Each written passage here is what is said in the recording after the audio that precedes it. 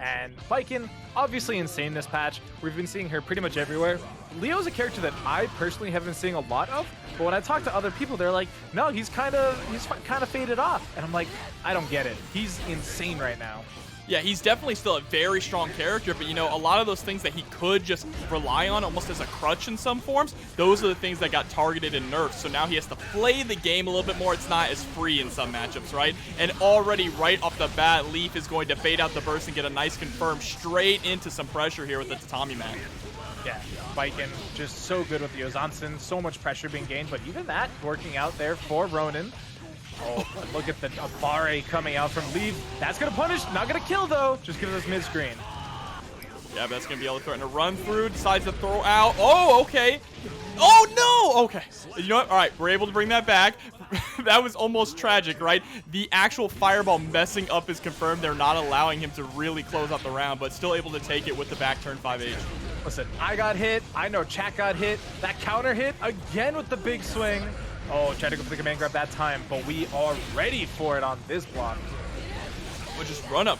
Slash. Ronin just getting hit, pressing buttons on wake up, but is able to get the run through. And Leif has been on point already with these challenges, whether it's through run through or dash through. Wow, almost had to pick up there too. But yeah, I mean, run through is something that everybody should be aware of right now. It's throwable. Apparently it's jabbable if you're fast enough. That's a new one for me. I've just been trying to grab it this whole time. But, oh, the flash kicks are definitely something you have to be more careful with this season. My God, the blue RC drift forward actually to see the frame, see the run through and get the punish on it. Leif putting in so much work. Leif just looking at the numbers, trying to figure out what they mean. Counter coming out. Both players have one, but it's going to be Leif that shows it first. And there it is. You can throw. It's the best defensive option in the game. Yeah, especially throwing that flash kick as well. Really solid option there from Leif. Ronin just trying to get something established here in neutral. A little too far away for that bar slash to punish.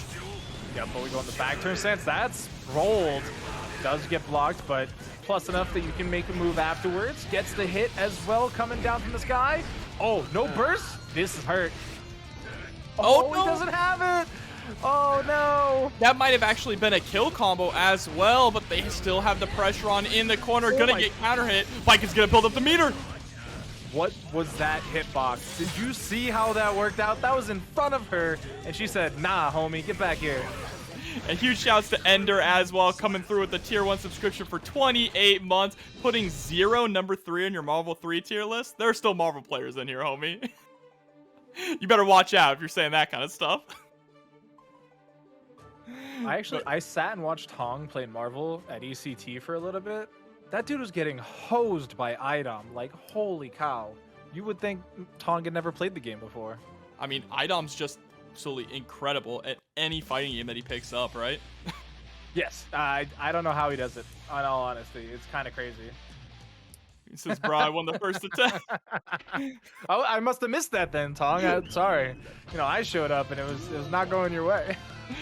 And big shouts as well to Dat Hazy coming through with the raid. Thank you so much. If you're joining us, we are just in game 1 of a massive bracket here at TNS. Oh, look at the BRC taking all those frames away from Ronin. Not going to be able to get the answer, but these overheads are so clutch. You have to protect your dome. Those goggles are not enough. Yeah, and Ronin letting his parry rip as well. Going to be able to get the wall break, excuse me, and the positive bonus, but the backwards Yozansen. That move's just so good. That is probably one of the first things on the Daisuke chopping block, if we're being honest. Oh no! That sent her flying! That should have been a kill. Alright, there it is. There it is. Alright, PRC run through. That's a good work. Okay, ran through the router a little bit there, but it's alright. Moving straight on into the next round. Yeah, it's nice to see that Ronin has a little bit of life in them too. That first game looked okay for them, but being able to win that round so convincingly does put them on a good foot. Gives them a bit of momentum to work with too. Yeah, not the momentum. It's just showing that they are really capitalizing in a lot of these situations, and they're adapting a little bit faster than Leif actually is, because it is pretty back and forth, right? But now as we go into the next game, the lead just starts to grow even more for Ronin. Run through with the just block. That's great stuff, but compared to the answers that they've had before, it's not going to be enough. Oh, what is happening? Ronin is getting so bent out of place by the game. I actually couldn't believe that happened there. Knocking back into the corner. You know what, though? We take that. That allowed Ronin to put Leif in a more precarious situation that I don't even think Ronin was expecting to happen, and that's going to put them up 2-0 in this first game. Yeah, good stuff coming through. And Baiken's tough, right? Because she's so good right now, and you have to be on the entire way through the set. But Ronin's doing a really good job so far, and they're catching out and adapting a lot of the things that, you know, Leif is really trying to instigate with. Yeah, and one thing I think also is that Baiken is very good, but she's also incredibly popular, so a lot of players are very familiar with the matchup against her, right? Which is why you see everyone acknowledges that she's incredibly strong, but she's not absolutely blowing up every single tournament. Yeah, she's not exactly a tournament winning character just yet. You still have to go through the Happy Chaoses and things like that to win a bracket. Oh my god, that came from so far away. It still connected, and they got the kill. That was insane. Yeah, caught her at the end of her backdash, and there's the run-up 6P. Ronin is feeling himself right now. Even challenging there after the Kabari. That burst, had it been even a second earlier, would have been not in good shape, but managed to make it work. Leif getting a nice little sequence going on here. Oh, they went too far for the Kabari, but we got those. We take those all day. Never mind. I lied. Oh, maybe there's a chance. Well, no, but gets tossed back into the corner. Not where you want to be. Ronin maybe feeling themselves a little too much right now. Went for that delayed DP, got punished, and then also went for a parry when they really didn't have to in that situation. Yeah, they had the life. They could have just, you know, not done that. But now, look at these counter hits coming through for them as well. They'll be able to go for a full sequence, takes them to the sky. That's a lot of damage. And the positive bonus coming through as well. So now Leo's going to be dealing even more damage as well as building up so much meter. 2D. Headbutt. Almost had enough right at the end there, but now it's Leif's turn. Oh, the backdash gets caught again. And it's crazy because they were expecting the flash kick was really what they wanted in that situation. But we've already seen that as an answer in the command grab as an answer to such a move. Grabs, that was like the only way Anji players could get in previously, right? Like when this character dropped, that was all they had. They didn't have, you know, actual Fujin setups. Like there was a world where Fujin didn't actually link into anything, but nowadays they do have a little bit more shine with them, and they can actually have, you know, a pretty good time in a match.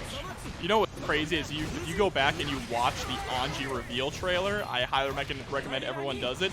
So much has changed since we saw that. Anji counter hit Fujin used to wall bounce in that trailer. Oh my god. Imagine a world where we have that. But right now it's going to be Al in the green and Arbiter in the blue. Al starting off really strong here with a nice conversion straight into the JH. Oh, counter hit coming through here for Arbiter as well. Gonna be able to RC for full screen. Oh my god, he actually got the link together. That's insane. Gets the wall splat into the wall break. Gonna take that positive bonus. IRC's the overhead attempt as well. I love that. And then chases down, sets up the butterfly. You have to hold this mix. Catches the backdash there with the close slash. No real danger there for Arbiter. Oh, what is happening? They both twirled, and Al came out ahead. Gonna be able to get the overhead there as well. Tries to chase down the air exit, but gets counter hit for their troubles. Yeah, just using Fujin as a whiff punish there on the far slash. Really bad burst coming out from Al and is going to get sent through the wall where they're troubled. Yeah, that is one of those bursts that was specifically nerfed in the 2.0 patch, so it's not a good look to be still ripping those off. But right now, pretty good lead, and that is going to be enough to close it out. Arbiter is going to take game one. Yeah, in pretty quick fashion as well. These rounds are just flying by already tonight. Yeah, these players are looking to get games in. They want to be playing fast and loose, and honestly, I like that about Anji players, right? Like, they know that, you know, their character's not the strongest, pretty solidly mid-tier, but like when you get the right starter and you just hear that counter in your headset, then you can really let a good combo go, and you'll get the wall bounce, you'll get the wall break afterwards as well, and like we've seen already, like that positive bonus means a lot to these players. They want to be able to YRC in dangerous situations. They want to be able to, you know, red RC their combo through. And Anji really does a grip of damage. Like, it surprises some people sometimes. Yeah, I think the main thing about Anji in this version of the game in Season 2 that I've heard is that he has become a gorilla character now. Yes. Which is a compliment in Strive. Oh, 100%. Like, you know, you look back to, like, day one Soul Bad Guy. Like, that was just not a... That was a big gorilla. But these days, like, Anji can really rush you down. He can keep the pressure going. You have to know the time, the data about when you can interrupt, because he'll just keep pushing buttons. Like he does not right now. Yeah. Like, there was no chance for Al. We're actually going to get an overdrive finish as well. Yeah, and Al was really controlling that entire round there just until Arbiter slipped out, got one hit that they needed, and then, like you said, they just didn't stop pressing buttons and ran over Al to take the round from him. I think it's the back throw off of the pigeon as well. It's just so much damage. Counter hit again. Past the burst. Immediate. It goes for the grab PRC. That's the OS coming out, the old throw OS, but still able to get a confirm off of it. He still had time to hit a button after the backdash. That's insane. Arbiter showing a really good knowledge of the character here, both offensively and defensively. But that was a tough counter hit to take. We should be going through the wall. Oh, never mind. I love this, though, being able to hold on to the wall and not allowing Arbiter to go back to neutral. This is exactly where Al needs them to be, and another run-up throw to take the round. That was a lot of shimmies. That was really smart, though, from Al to go for just the throws there. They were sitting on 100 meter, and if you're Arbiter, the last thing you're going to expect from your opponent with 100 meters to go for a throw, right? Yeah, you know, you still have the red RC, fast RC, you know, offensive mix that you can play with. There's lots of high-low setups coming out of that these days. But look at this. We've seen this before. It's a lot of damage. It should be enough. JK. Anji is a pretty gutsy boy, actually, but the rising JK there is going to be able to take game 2 here for Al, tying it up 1-1. Listen, he is the sole owner of the 5 guts. Yes. Like, more guts than Potemkin, Goldlewis, Nagoriyuki. He's in his own tier, all by himself. Do you see his abs? Do you see his abs? Potemkin's literally wearing armor. Those are limiters, okay? Oh boy. The effective health is not the same, but listen, it can be really difficult to close out these rounds against Anji, because it's just, it catches you off guard sometimes. Able to get the counter hit low. That's going to force the burst out of Arbiter. Gonna go for the spin. 2K2D gets the knockdown. Sets up for the pigeon. What? Man, these Anji players, they know their character too well. Pick as well after the overhead. The bird coming down. There's the wall break with the super just to make sure it kills. Yeah, there's no way you survive this one, Anji. But no, that was actually really smart there from Arbiter, because they went for that same potential setup that Al had used just a couple rounds ago, except this time they didn't go for the throw. So it was just a tech bait coming in from Al, who was able to then get counter hit, and that was what cost him the round there. And now Arbiter pushing out all the way to the corner, but Al is starting to really find the rhythm, right? Oh, wow. Pressing out of the corner there. There's... Oh! Okay, we got reversal supers coming out. Yeah, gonna be able to do some good damage, but no Oki really afterwards. That was a crazy chase down with the butt hop. So much momentum being gained there. Interrupts the overhead attempt too. Oh, Arbiter seeing the numbers, Mason. I can see the frames. He's in the Matrix. But yeah, going up 2-1 now, Arbiter and Al here. Arbiter really bringing that back, because I was going to say in the last game that Al really starts to feel like they have their rhythm. They have their momentum going. They know when to press against Arbiter. They know how to escape this pressure, but Arbiter kind of proved me wrong there, just turning it around immediately, and now only has to win one more game to move on in winner's side. Yeah, that was some really smart adjustments, even using a bit of, you know, Al's own game plan against them. Shout out to It's Farmer for the Prime sub. Thank you so much for supporting the stream.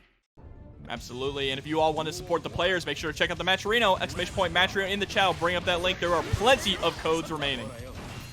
Yeah, chat, there are 200 of you in that chat right now. Those codes should have been gone yesterday. Thank you very much for supporting the players, by the way. But look at this support in the corner. That wall is about to crumble down behind us. There we go, positive bonus. And having all that meter and all that life, this is all looking up Arbiter right now. That overhead, though, kind of crunchy. Forces out the burst. Almost had the jump punish in time. Oh my god. Yeah, Arbiter's done playing around now. Done playing around. Wake up super now on set point. It's so crazy that that still hit. Like, the frame that it connects, you're like, no, that can't be happening to me. And then, yeah, it is. But this is nice. We're going to get the Oki and the positive bonus on the other side of this wall here. And Arbiter's looking to perfect this round and just end it here now. Back There's throw. Possibly could be a perfect. Goes for the low. You have to hold another mix-up. Pigeon. Oh, twirl doesn't connect. Oh, the perfect's dead. The dream is dead. But Al's dream is still alive here. Not anymore. 2K comes out, and Arbiter is going to take it 3-1 over Al. That was really good there from Arbiter. You know, the one game they lost. Walter's going to have to play this pretty much picture perfect. This is a terrible matchup for Millia because 1-2H, and you were pretty much dead, right? Yeah, it's brutal. That's it. You know, you do have the mobility tools to get around some of it. As we saw there, the Compel came out, and that time they stayed same side. It's just all about getting in your opponent's head. And it's just, you know, are they going to hit the button? Aren't they going to hit the button? It's up to you to let them know what they're going to do. Yeah, Walter starting off very strong. Going to be able to break the wall, get that positive bonus. Just needs one more interaction here to close it out. And there it's going to be. Walter taking the very first round with a perfect as well. Gummie didn't even get a chance to play. And that is exactly what the Millia matchup wants to look like. Yeah, Millia, I wouldn't say she's the strongest of the mixed characters this season. We do still have some players obviously locked into the character. But, I mean, look at what you just had happen to you. That was an insane start to the round. Now you have to find a way to climb back in this, and any single hit could really just end you. You got the Beyblade connection, blue RC in the corner, just trying to keep the pressure going. But a nice YRC close slash to bust out for a little bit. Oh, actually, the run-up 2P of Are there, just trying to catch Gummie. But gets caught backdashing from the close slash, and Gummie immediately stealing a round away. That is a tough look, but every Millia player knows that look all too well. There's no way you continue to play this game and don't find this matchup on the ladder. So the one thing Walter has is experience. And that is what they're going to be hoping to take advantage of right now, as we do get a wall break. Millia loves positive bonus, right? Having those RCs on deck to be able to either mix or defend, that's all you need. Oh, what?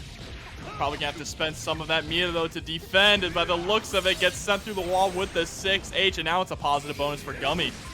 Oh, the BRC forward aggressively, insane, but will the wall splat? Oh no. Yeah, Nagoriyuki is a heavyweight, but the bait on the burst drops the confirm. They're still in this, swaps into the corner, and is able to take game one. That was pretty scary, not gonna lie.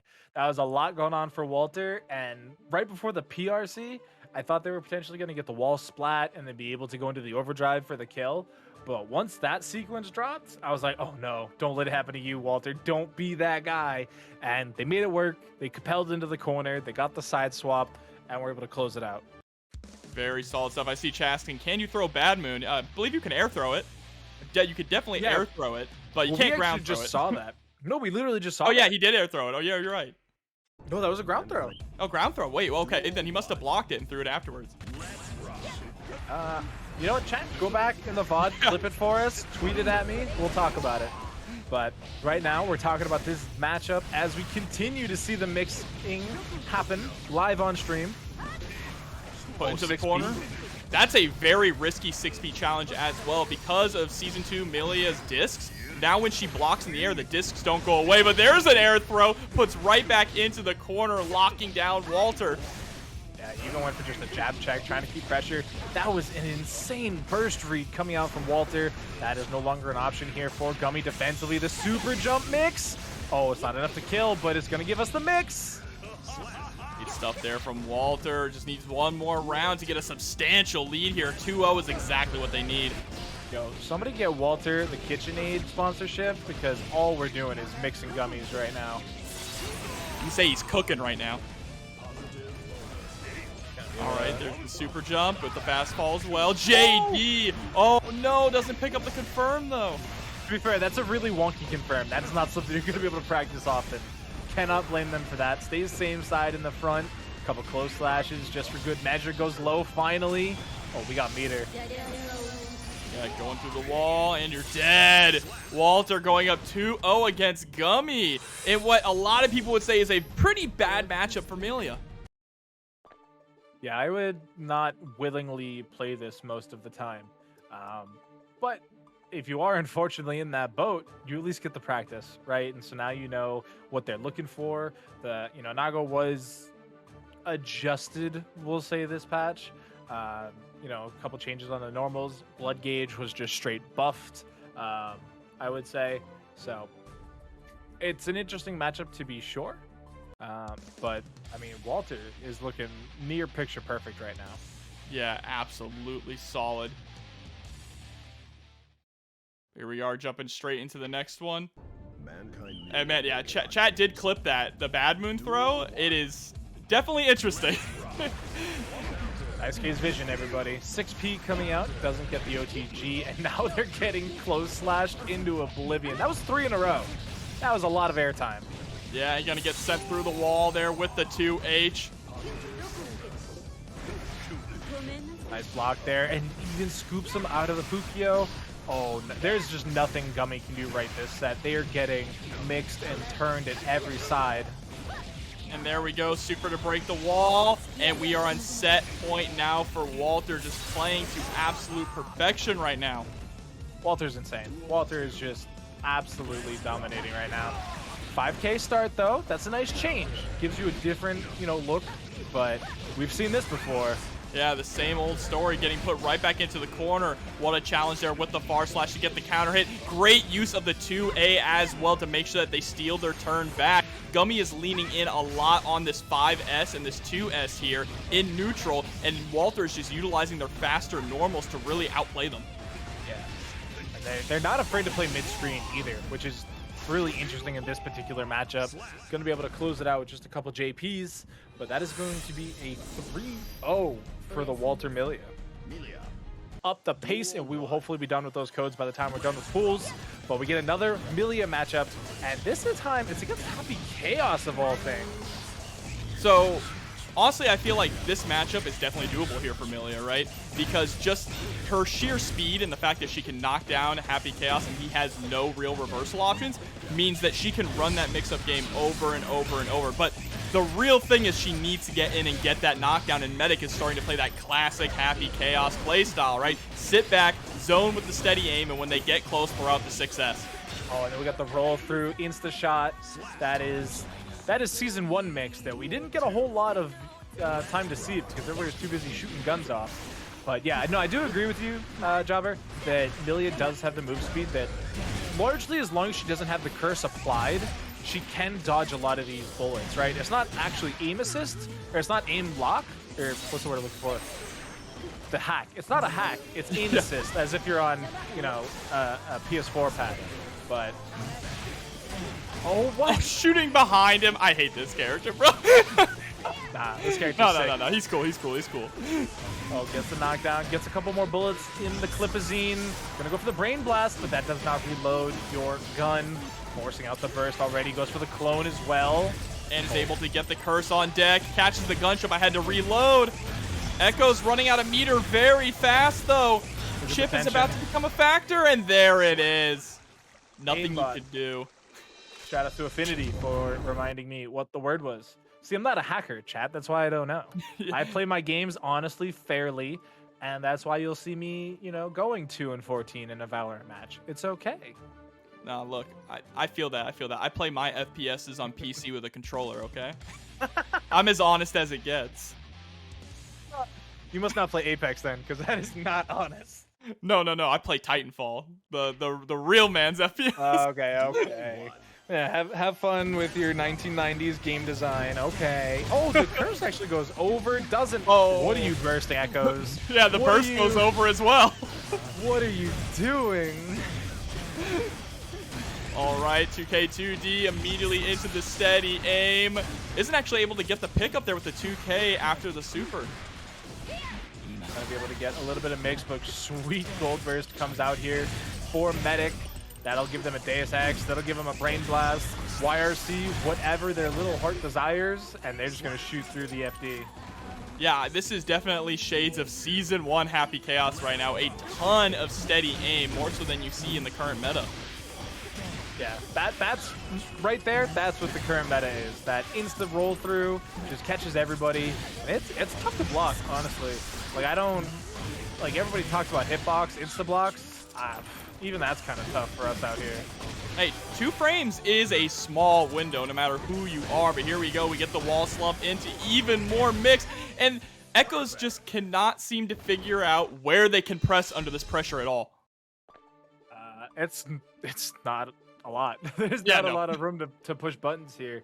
The one benefit that Millia could try and take advantage of is they do have that reversal overdrive, but if you get baited, you obviously die. So it's a tough situation, right? But it's, you know, if Happy Chaos is in your face, hitting 6S, 2S, things like that would be your opportunity to let the overdrive go. But if they're just, you know, shooting and reloading in your face, you know, maybe try and challenge like a 2P or something that goes a little bit further. Yeah, I like that you specified, not that, you know, if you let out the super and get baited, you get punished, but you die. That is the life of Millia, second lowest health in the game. She cannot afford to really take those big of risks.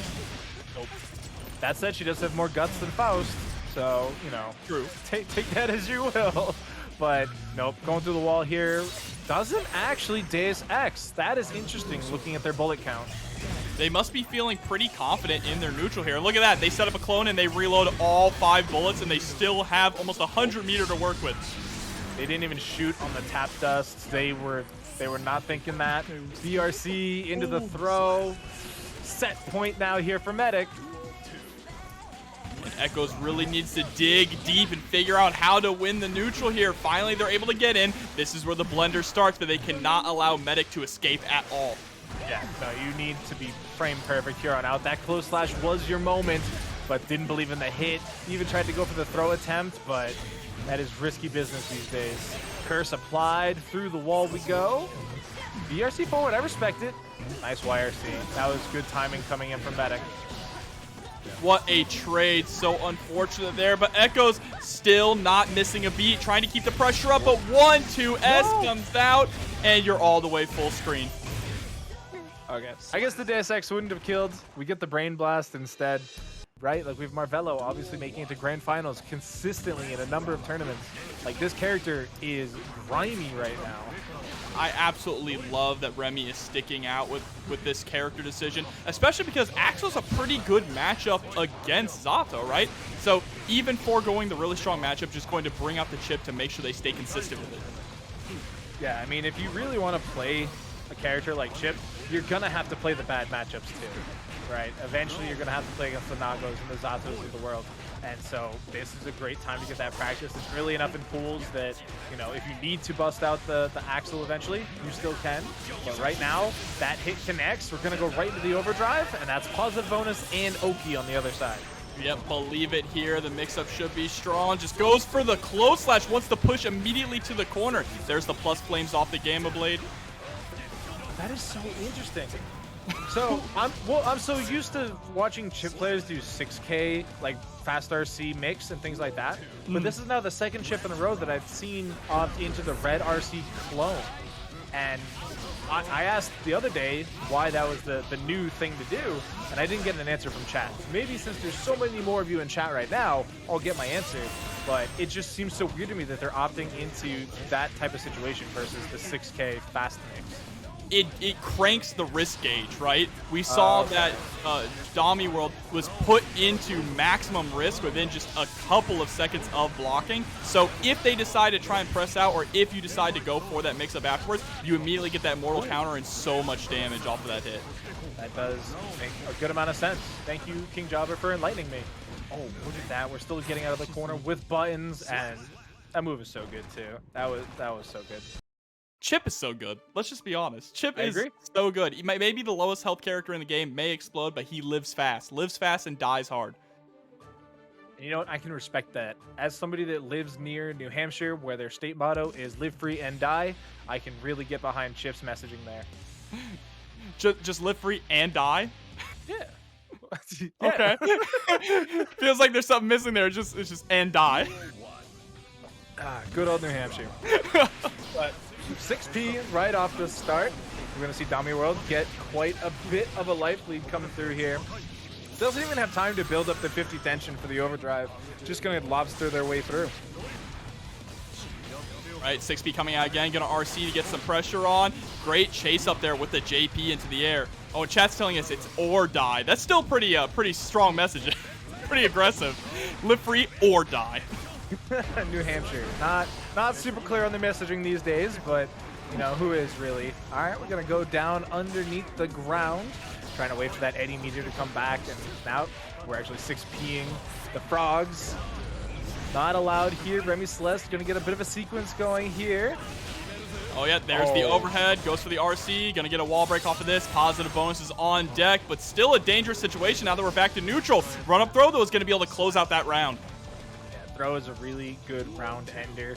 It's guaranteed damage. It's just going to eat a little bit of that gut scaling, but it's still really good. It beats out the oppose, which is a really good option for Zato in a lot of matchups. But right now, Remi Celeste just doing a really good job up until this point of dodging out on the air assault. Yeah, and gets sent through the wall, though. That's a positive bonus for DomiWurld. Should be able to close out this round with a proper confirm. Or just keep going until they can get a dust. Yeah, 5D, though, will make it a perfect. DomiWurld finally getting something up on the board here, but if they want to get a full point, they need to take one more round. Oh, all right, first DP attempt coming out here from Remi. Just trying to buy space, gets another counter hit. Oh my god, Axe, that's so much damage. And the combos that are coming out of Chipp players these days are super sick to watch. Gets the Alpha Blade again into the sky. Yeah, and you saw that DomiWurld spent the burst there to try and keep Remi Celeste locked into the corner, but their back is already pushed up at the wall, and Remi Celeste answers the burst of their own for the same option. Air throw? Oh, it's not enough to kill, though. I thought it was. But either way, we're going to keep pressure going. Catches the backdash with the clone as well. Remi Celeste up 2-0. Yeah, looking so clean here. I am absolutely in love with Remi's Chipp. Yeah, normally I feel like it's the Axel to the Goldlewis pipeline, so seeing Axel to Chipp is definitely an interesting route to take. Yeah, I've been seeing a lot more Goldlewises these days, but he also got buffed, so I can respect it. Plus, he's just super fun to watch, not like Street Fighter V Abigail. That can go away. Goldlewis, sick. But it's super interesting because I've been looking at the chat these last couple weeks, and literally every week Remi's like, "Hey, I'm playing Chipp this week. Please seed me lower." And if you're gonna come out and play like this, I don't know how many weeks you're gonna get seeded lower. Yeah, no. What are we gonna do? Send you? We're gonna put you up against all the killers first? Yeah. Well, actually, if you think about it that way, that's probably a good one too, right? Get the best practice earlier so you don't have to hope they make it through. Yeah, true.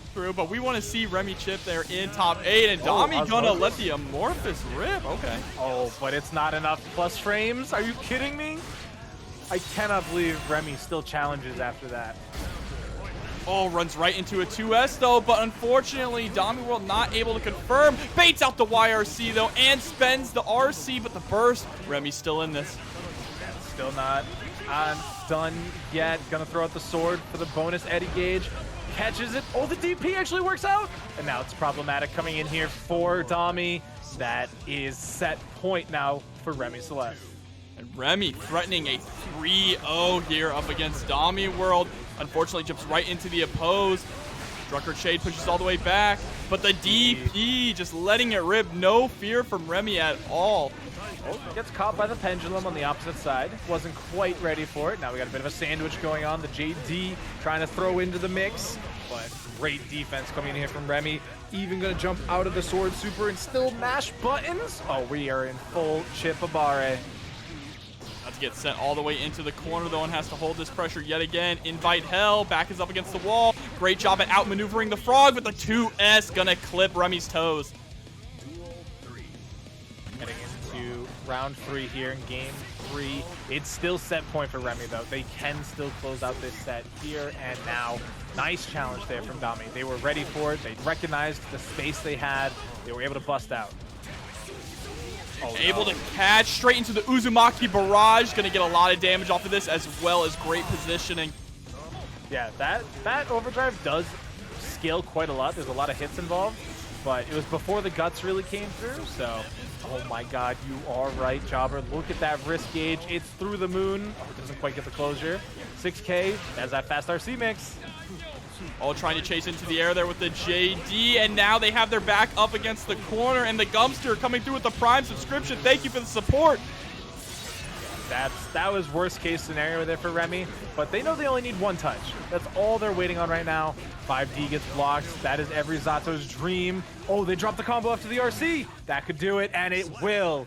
Remi Celeste 3-0 over DomiWurld. And if you are a top-tier Testament player, I salute you, because this character is not easy. Oh, we got the jean dress and the jean top hat, the Jat, as well.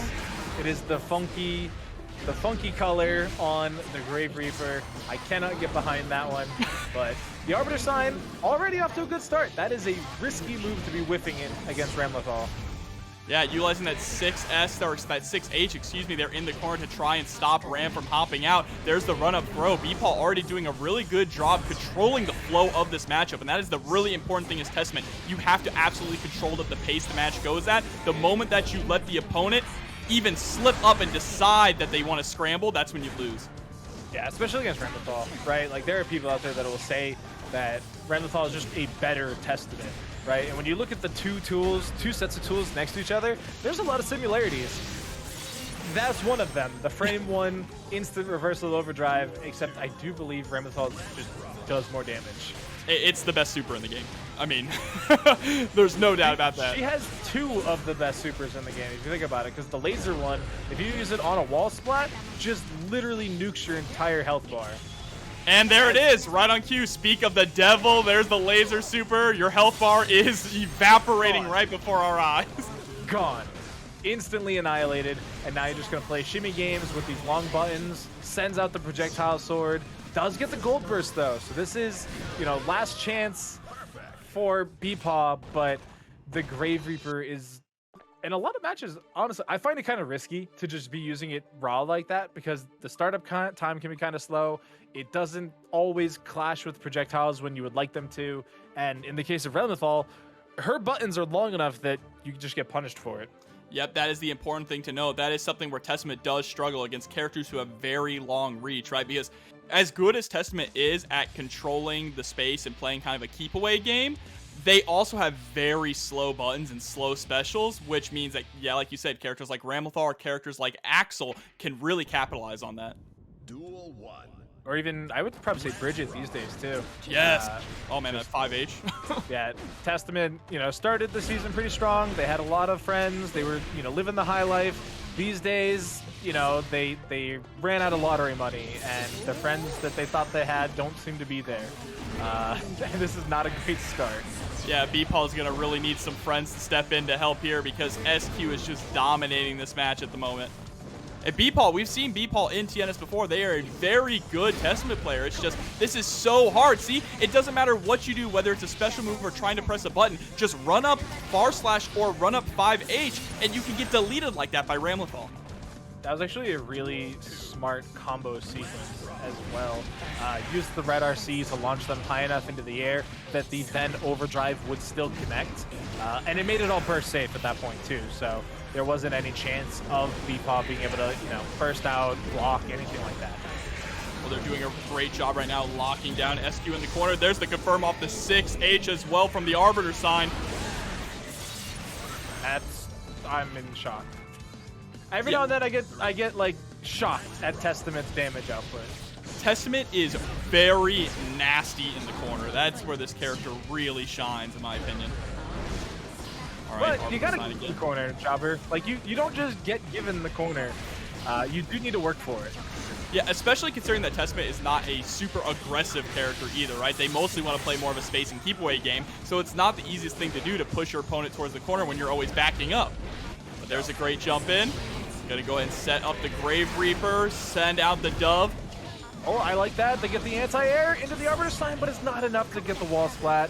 And now you got to deal with Ramlethal Schmicks into the wall. Oh, they weren't able to escape. The counter hit wasn't enough to close it out, but it's only going to need one more. A 5P anti-air punish to close out game number 2. SQ going up 2-0 here. Ramlethal, man, it's tough because I've been saying this for literal weeks now. Like, you don't see Ramlethals in top 8 a lot of the time. And then I followed it up with results-based analysis is bad. But then I'm like, is she actually a problem? And then I see stuff like that, and I'm like, oh yeah, that's not okay. No, I completely understand and agree with you because I struggle with that too. Whether or not Ram really is an issue, there's some days where I'm like, this character is absolutely ridiculous. How is she not winning majors? Like, it just blows my mind. And then there's days where I'm like, no, she's actually pretty balanced, and once you learn how to fight her, you can deal with a lot of her tools. Yeah. I think that's really what it comes down to. Like, if you look at the major winning characters, like, they literally warp the meta. Like, we have Zatos and Nagoriyukis and things like that, Happy Chaoses of the world. Like, they literally just warp the meta into a one-player game a lot of the times, and it can feel that way against Ramlethal. But if you play this matchup enough in its current state, like, you can find the gaps. Yeah, and I think the main thing is that you can beat Ram in neutral a lot easier than some of those other characters. She's very scary when she has you in the corner with the sword pressure, but in neutral, a lot of characters in this game have options for her tools. And there's a 2K2D coming out into the Grave Reaper, set up the Stain State. Yeah, this is actually a much better look coming in from BEPaw, where they're actually playing outside of that box that Ramlethal wants to put you in, right? Like, we're talking about how good both of these characters are in, like, that mid-range kind of scrappy role, but that round, BEPaw was standing really far away, sending out the Grave Reaper, the Unholy Divers, like, just trying to play keep away. Now, this is Ramlethal's game plan. Like, you are going through this wall whether you want to or not. It's going to be a hard knockdown as well, meaning that SQ is just going to be able to run forward, close slash, and build up a ton of meter.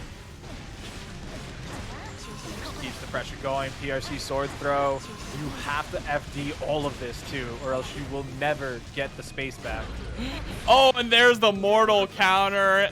Perfect coming out from SQ. Just needs one more round to close out this set. Great start to the round there as well. Even though they didn't have the exact link, you always love seeing that amount of damage. But actually, life lead-wise, going way over to BEPaw. Gonna get a nice pickup there with the Unholy Arbiter sign combo. I love the OTG with the bird as well, but what a counter hit and a pickup from SQ. Oh, that's Oh, baits out the burst, you're dead.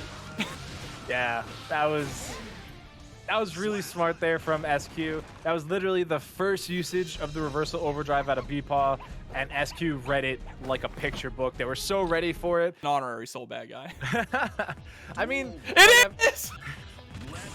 He's love to see it. But no, like, so I have a couple soul players in my region that have actually just straight up dropped the character due to the Season 2 changes, right? Like, the adjustments to the counter hit on, you know, P and Ks, they said made the character clunkier, along with just the nerfs to the bad guy P and Ks. So they're finding other characters to play, and Kai Kisuke this patch received a ton of love. So I've seen a couple players really swap over to this kind of playstyle. Not to say that Kai is a better Shoto than Soul Bad Guy right now, but I've definitely been seeing a few more of this character than the bad guys. No, he's incredibly solid, but Young LZ is going to be able to take the first round here there with that DP. Oh, trying to go for the run-up throw. That's the Kai special, right? If you can just W key and get the throw, set up the stun edge, like that is a Kai special. But Vapor thrusting right there is a bit of a misnomer. I don't think they were really in any danger that they had to worry about, and look at how much you can punish that as Nagoriyuki. Yeah, against Nagoriyuki, you definitely need to really consider when you're going to DP, right? You're not playing Soul, who can throw out SDP and not get punished for it in a lot of cases. You're playing Kai, and when he DPs, he's really committing to that. Yeah, it's a tough spot to find yourself in because you want to use it defensively, but it sometimes doesn't work out that way. They get the nice throw tech there. Young LZ ready for the run-up, but I want to point out there's not a lot of stun why can't I think of it? The stun edge? No, Yeah, why yeah, can't I the stun think? edge. Oh, the burst Sorry, gets faded out, though, and Young LZ is going to take game 1. And not only that, though, but... Shock state is what I was thinking of. Oh, But yeah, there's shock state. Run it, run it. I saw it too. I know Chat saw JL it. Snow coming through with the $100 direct contribution to the Matcherino, putting us at $186 in the Matcherino, and we still have codes remaining. There are 3 codes remaining in the Matcherino, so make sure to hop in there and use them up. And Tong never sleeps as well, the big man, coming through with another $10 direct contribution to the Matcherino, saying they don't know I lose money hosting tourneys. It's true. No, that is the TO life. That's why they need 71 other jobs, chat. Right? The TOs, they need to afford their Lamborghini addiction somehow. That is why they run so many jobs and run a loss on a tournament. Like, honestly, Tong has a really nice card that he's posted on Twitter, and I'm kind of jealous. But right now, I'm not jealous of the young LZ life as we do go through the wall. Very healthy life lead coming in for Petrafied. LZ, though, challenging that jump in with the 5A, is able to actually catch the back dash, and what a terrible burst there from Petrafied. Really unfortunate. Not only loses their burst, but loses over half their life getting sent through the wall. Yeah, I would really like to see the defensive options from Petrafied get tightened up a little bit, because that is honestly the biggest, downfall to them right now. This round was looking so good for them into that bad burst, and now they're literally one touch away from losing this round. All right, goes for the double jump in to try and bait out the anti-air situation, but now their back is up against the wall. What an escape, though. I love that they didn't press anything on the way down either. They just jumped out, stayed patient, and now they only need one more touch. There it is with the stun edge. Yeah, able to just hold on a little bit longer, making sure that, they do actually get a round win this time after such a great start to the round.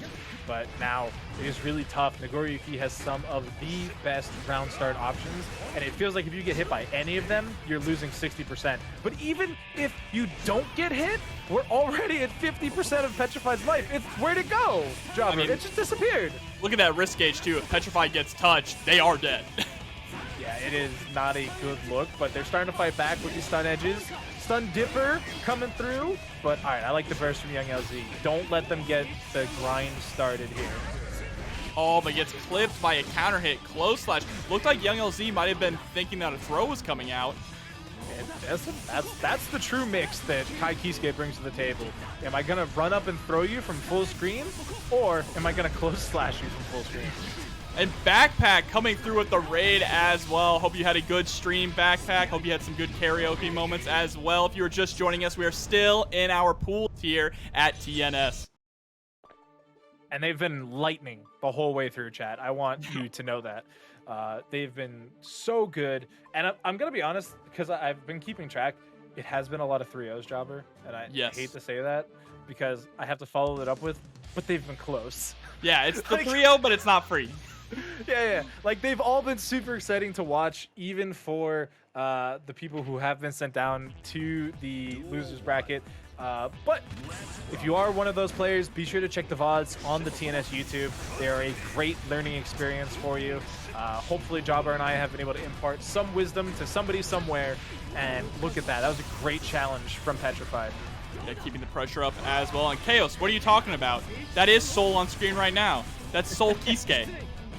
Soul Get throw in the corner. Right. Or Kai Bad Guy. Ooh, that one's kind of good. Kai Bad Guy is kind of good. Yeah, I think both of those work, really. I like them. But Shock State there, taken away. But we're still stun differing. That is... Oh, boy. That is a little bit of a hero burst, though, coming out from Young LZ. Still stuck in the corner, and the fast 5D is going to do it. I loved using the 6 feet to dodge out the stun edge. That is super risky, but it worked out that time. They didn't win the round, but it looked cool. Absolutely. 6Ps are so good. And I do like the changes, personally. Even though I did play Giovanna for a little bit, and my life was ruined by not being able to just jump overdrive a lot. But speaking of overdrives, not going to have one to go through the wall this time. Spending the tension on an RC instead. Great dash blocking, though, from Petrafied. Immediately able to dash up and still block the 2S coming from Young LZ. Is up against the wall, though, and Young LZ almost has 100 meter on deck. There's the RC to keep yourself safe. Spends it defensively with the YRC.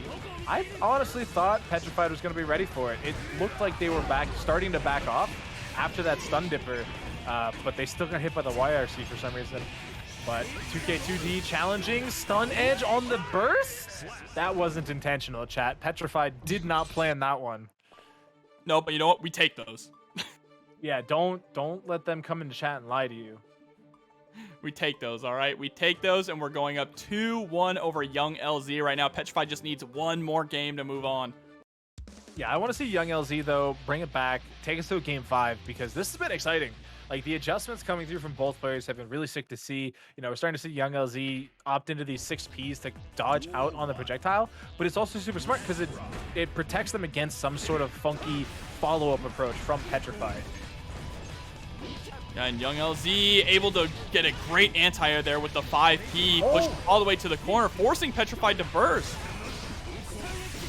Oh, interrupts the Fukio with the stun edge as well, but we're still challenging with 6Ps. Gonna get the stomp. Oh, is that enough? No, they don't overdrive. That might have been the first time I've ever seen empty jump 6K from a Nagoriyuki like that. Listen, if it works, right? Oh, but look at this. You're trapped against the wall. That dust was actually too far away, but lots of FD being spent and another 5P check on the jump attempt. This is Street Fighter V Season 1 Ryu right now. Just 5P anti-airs?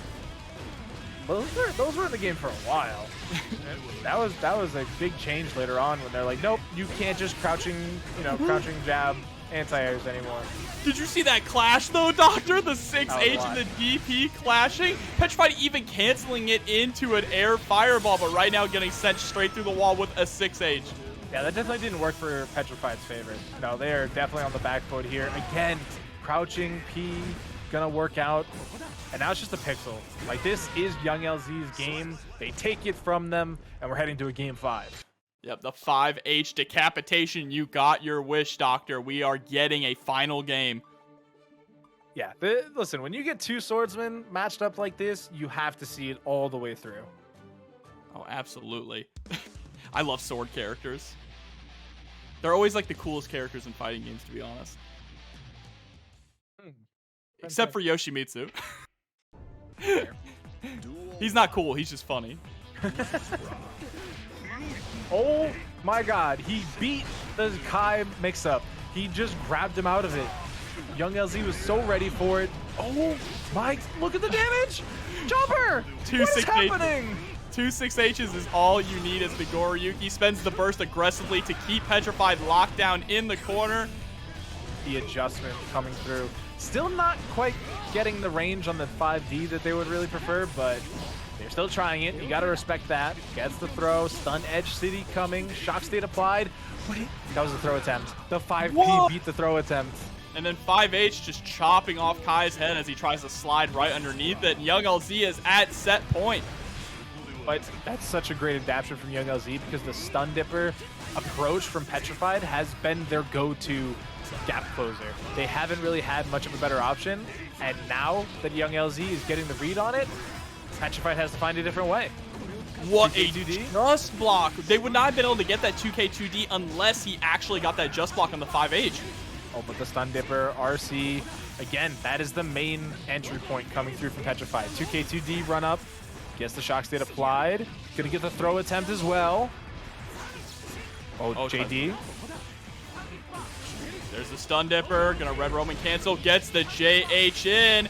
Still has Young LZ locked down in the corner. Oh. Gets the shimmy as well, goes for a second one, but what is the actual option coming out? Just applies the Shock State, but look, you cannot let Nagoriyuki live. You have to finish your plate. Oh no, gets a 6P, I don't know if that's what he wanted. Oh no, all right. The Stun Dipper through, final game, final round.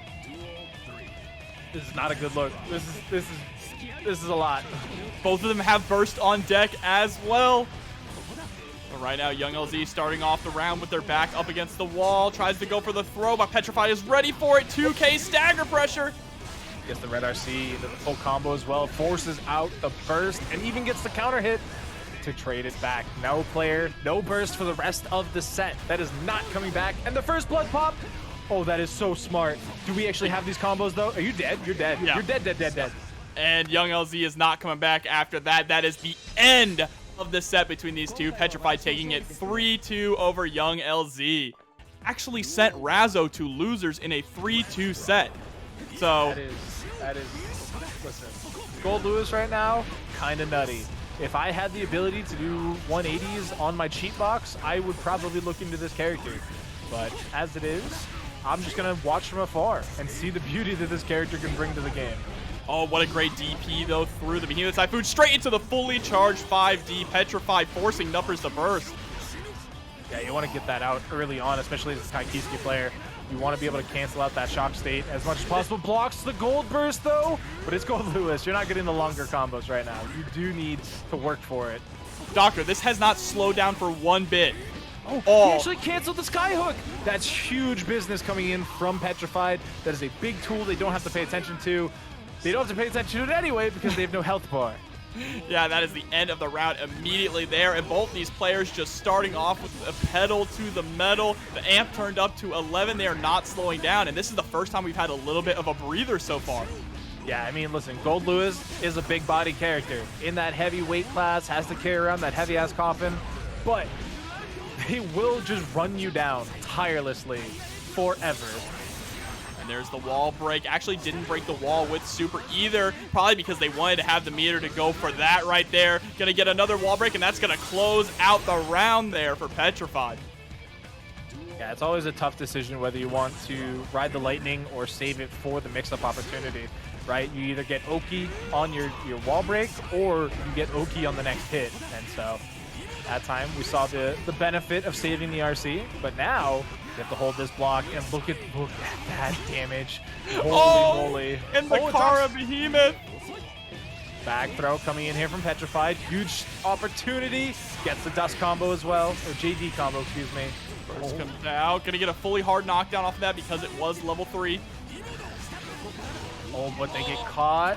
The JD Scum combo. Dipper doing so much work. Sets up the shock stage as well, but the jump back does.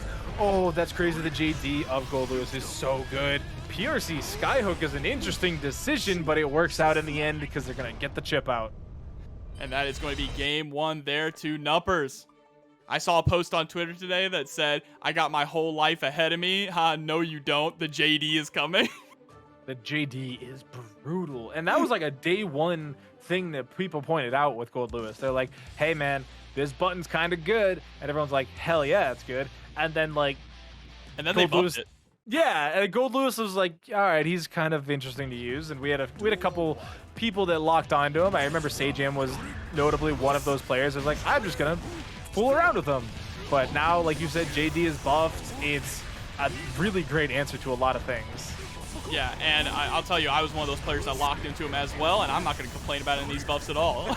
I don't need any nerfs. I'm going to downplay this character until I die, but there's the JD coming in. So much pressure. Tries to go for the 5K to challenge the Stun Dipper. A really solid option from Nupperz, but just a little too late on the execution. Gets the entrance time there as well. Oh, great back throw, though. Sets up the stun edge. Oh, there's the JD. It's brutal. It's tough to block. Good patience from Nupperz, not challenging at all. But Petrified with the run-up throw into the OTG 6H to take the round.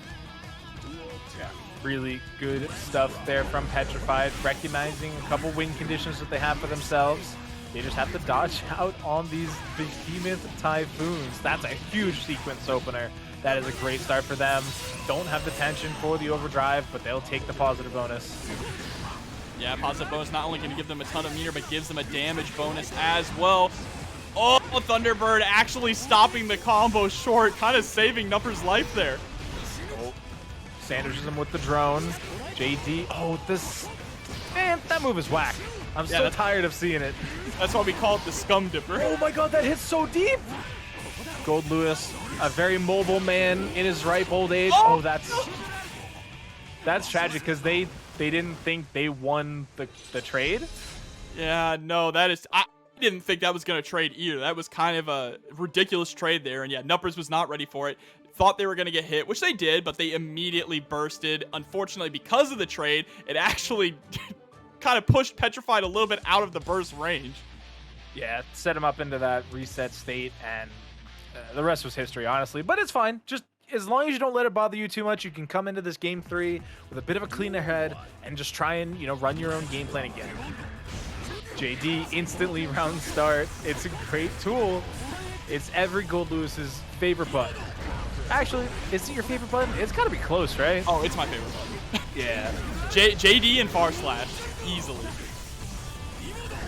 And LeMayo coming through with the $8.52 contribution to the match. Sereno, thank you so much, putting us at $202.47. Thank you for supporting the players tonight. It does mean a lot to them. That should be enough. Yeah. The food tray arc coming through. Again, another great start coming from Petrafied. They're starting to recognize the gaps that they can fight through of Nupperz' game plan. And with this shock state applied, everything gets easier, right? Like your buttons are better on hit once you get that special coming through. That was kind of grimy. Oh, on the burst with the jump cancel, ride the lightning through the wall. It's going to be enough to kill. Petrafied going up 2-1. Whole lot of grime coming out there from the Soul bad guy, Kisuke Color. I already forgot the mashup names. Yeah. But was it Kai bad guy. Kai bad guy? Kai bad guy and Soul Kisuke. All right, if that's the case, I think I like Soul Kisuke more. Well, would Soul Kisuke be the Kai color on Soul, or is it the opposite? It's like Vegito and Gogeta. Yeah, that's true. But, oh, great 2P challenge there. Shock state wasn't applied, so it wasn't that scary to risk it. But now, you gotta block. You gotta block quite a bit here as Goldlewis. Not the most mobile character, like we mentioned earlier. Jump arc incredibly short as well, and what a low. Utilizing the low that actually crosses over to the other side to take the corner, but unfortunately getting thrown right back in. Yeah, I mean, that's just a normal throw. Why bother pushing many button when throw will do it? One of the best defensive options in the game. It's a 2-framer. That might be enough. Yeah. Yeah, breaks the wall. Doesn't even spend the meter. Not that you save it, but listen, take the round as many ways as you can. Gets the cross-up coming in here from Nupperz. Trying to make it come back. They want to take it to a game 5. But right now, Petrafied is looking on point. Oh, and the counter hit Foods Ray arc is going to lead to a lot of parry and a nice setup here. I love the patience from Petrafied as well. Able to punish. Wow. That was a really far-range counter hit coming through, especially with the shock state applied. Plenty of time to pick it right back up. Look at that trade damage, though. That is horrible for Petrafied. But the DP coming out, Petrafied still with 50 meter on deck. The next hit is going to be able to close it out for them. But gives them the meaty headbutt, sets the drone right on top, gets the counter hit, but the burst! Nupperz wanting to close it out right there with the 2P. Again, another great challenge on the food rod coming in from Nupperz. That's twice now that we've seen that option. And it's an interesting one, right? Goldlewis's 2P, it's kind of stubby, but when it works, it really works. Absolutely. It's very good for specific options like that, for whether it's the flip kick or really good against Eno as well. Just options where the opponent is slightly above you or right in front of you. My God. Oh, do you just die? I think I just dead. Oh, he sent him back mid-screen. I don't know if that's what he wanted, actually. Probably. Oh, I'm at a loss for words, Jobber. My man's sauced. He is lost in the sauce right now. He's off the goop. He's losing it. That's Fat Millia. That's Fat Millia on the screen right there. Oh boy. I'm baffled. That was a blue beat combo too to make sure that it was optimal. He is a very acrobatic man for being his size. Oh, and there's that 2P coming out yet again, actually forcing the burst out of Petrafied early. Yeah, it's been such a great adaptation when it comes in. Everything else behind it is super solid, but the 2P interrupt has done so much for them. Baits the burst with the red RC, though. That's going to hurt. PRC forward gets interrupted by the 2K2D. Stun Dipper into the fast RC. Great block there from Nupperz. Able to steal the quarterback into the overhead.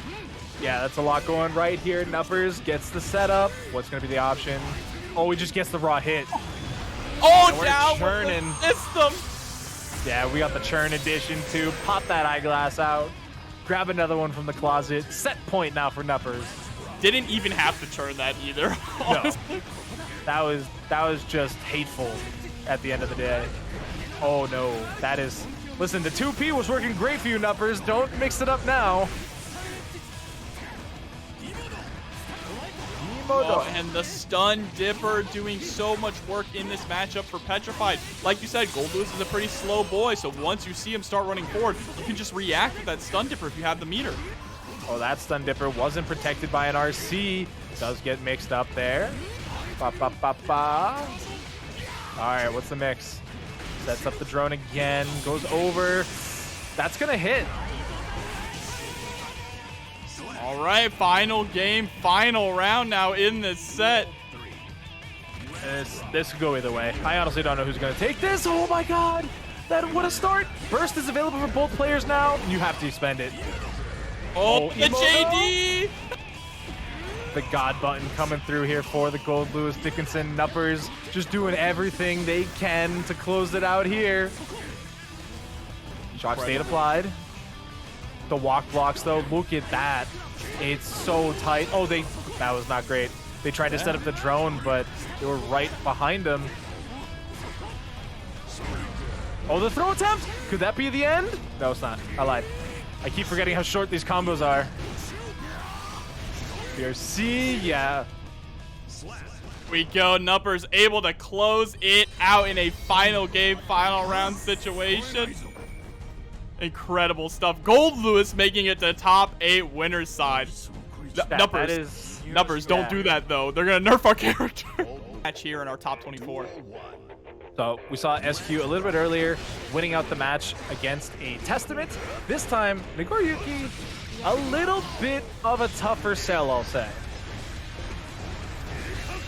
But here we go, starting off pretty strong, putting on the pressure. There's the empty low after the drift up RC. Burst to maintain positioning and gets the blood rage, really unfortunate. Gotta be an insane combo. Even gets the side swap, scoops the throw right after the mask down.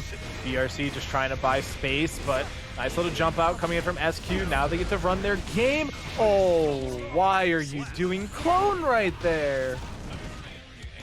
There, Testyourluck nearly had that first round in the bag, but SQ just being a little too slippery. Oh, DP, but doesn't get a pickup. That's tragic. That builds up so much blood as well. Yeah, I mean, look at how high that is already, chat. They're still pressing specials. That was a Fukio forward. They are going to get a little bit of a reprieve now because they're getting the head beat in. But look at this. We're in the corner. Are they going to try and clone out dangerously again? Risk gauge climbing. You already see that SQ is trying to BEPaw, right? A lot of stagger pressure with that 2S and that bar slash as well. They're in the corner. Testyourluck, though, finally able to escape. Fast RC, 2K, 2D into the 6H. Catches the backdash as well. Might be able to take this round. Just needs to get one more touch. That counter hit will certainly do it. And you saw them throw in a lot of Fukio forward. And it almost looked like they were trying to get a blood pop combo. But for some reason, they were so smart about it. They stayed just under the limit. But look at how high that's going. One more special, and they are gone. And this is not where you want to be either. Hard knockdown mid-screen. SQ is incredibly healthy. You're sitting at so much blood. What can you do to escape this pressure? Oh, that was an interesting trade. That worked out really well for Testyourluck, but they have a long way to go. And I like the slow approach, right? Just let the blood drain when you're not doing anything. Wait for SQ to try and push the issue. You're hoping that they feel the need to close out the round more so than to let the time rock. Oh, no! Testyourluck is unfortunately losing out yet again to another blood rage. You hate to see it. SQ gonna go up 1-0. Yeah. Do you really hate to see it? I don't.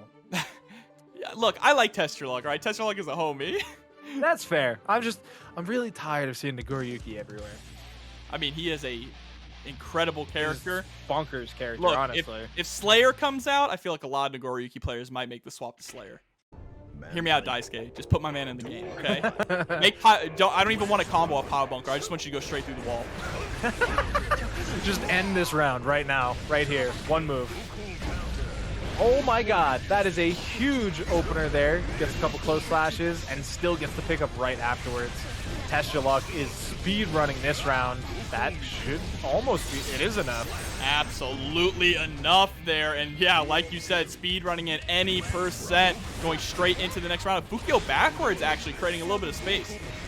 But I mean, Ramlethal is still going to be able to reach you. Those swords are big. Oh lord.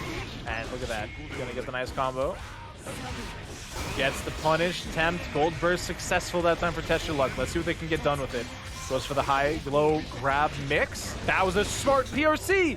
They caught the landing lag, and able to get the corner pressure one more time. Can they do it again? Not that time.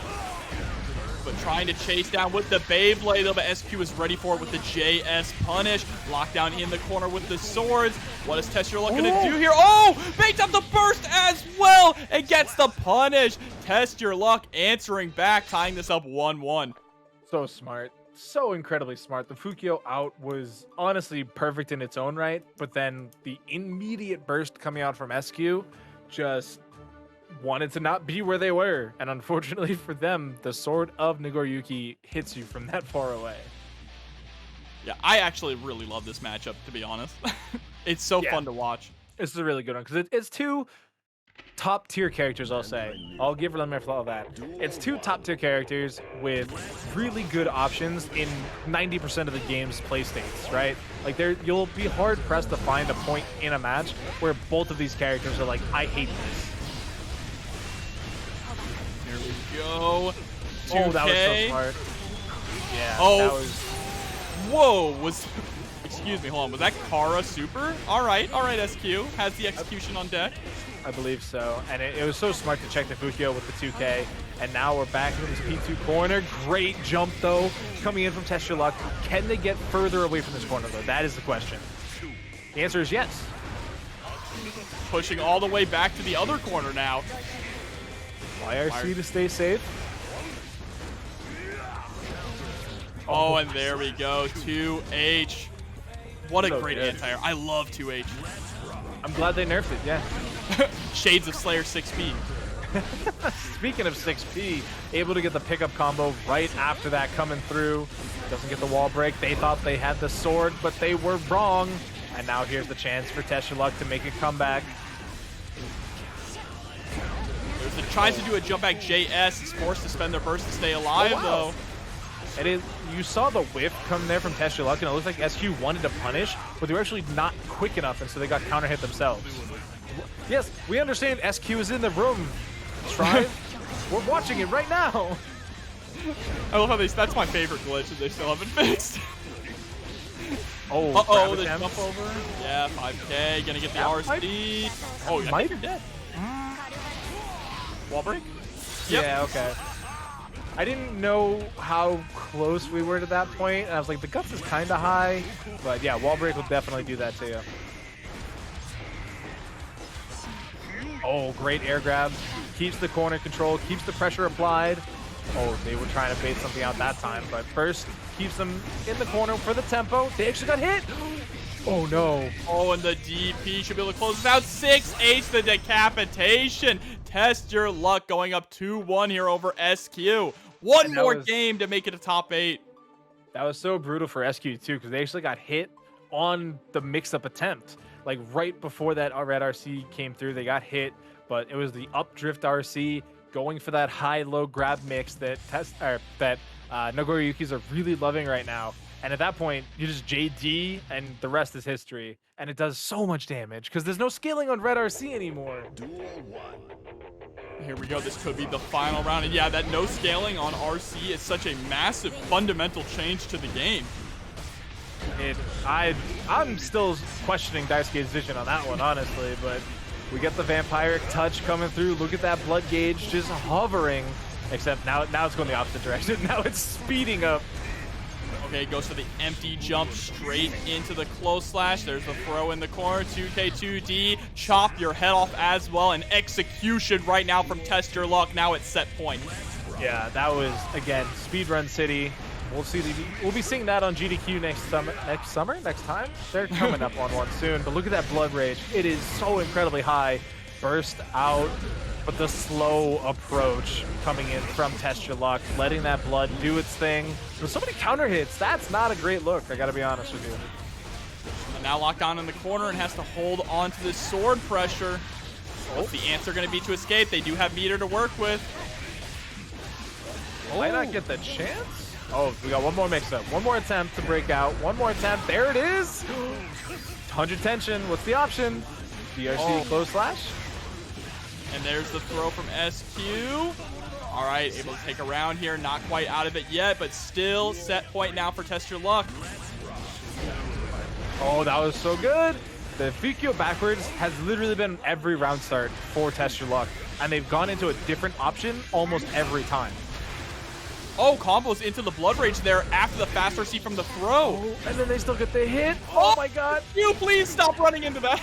Can you just not get hit? I guess the answer is no. But, oh my god. Yeah, Flash is right. This is just two low-tier characters, honest characters going up against each other now. Cap. Full on cappuccino. Look at this round start though. When are you gonna pull out the gun? I don't think this samurai is into that. But gets the GK2D, gets the knockdown, and hey, we're swinging. We got the revolver out. My god, how do you block that? The answer is you don't, chat. No, you can't block a gun. And here we go, the Deus Ex Machina getting sent through the wall. Positive bonus here for Dende. Yeah, that is a huge opening. Gets the Oki as well. Decides to just go for the charge shot though. Interesting enough. Oh, but now just blocks. No gun, no bullets, but we got guns still. Oh, drops the combo actually? That's tough.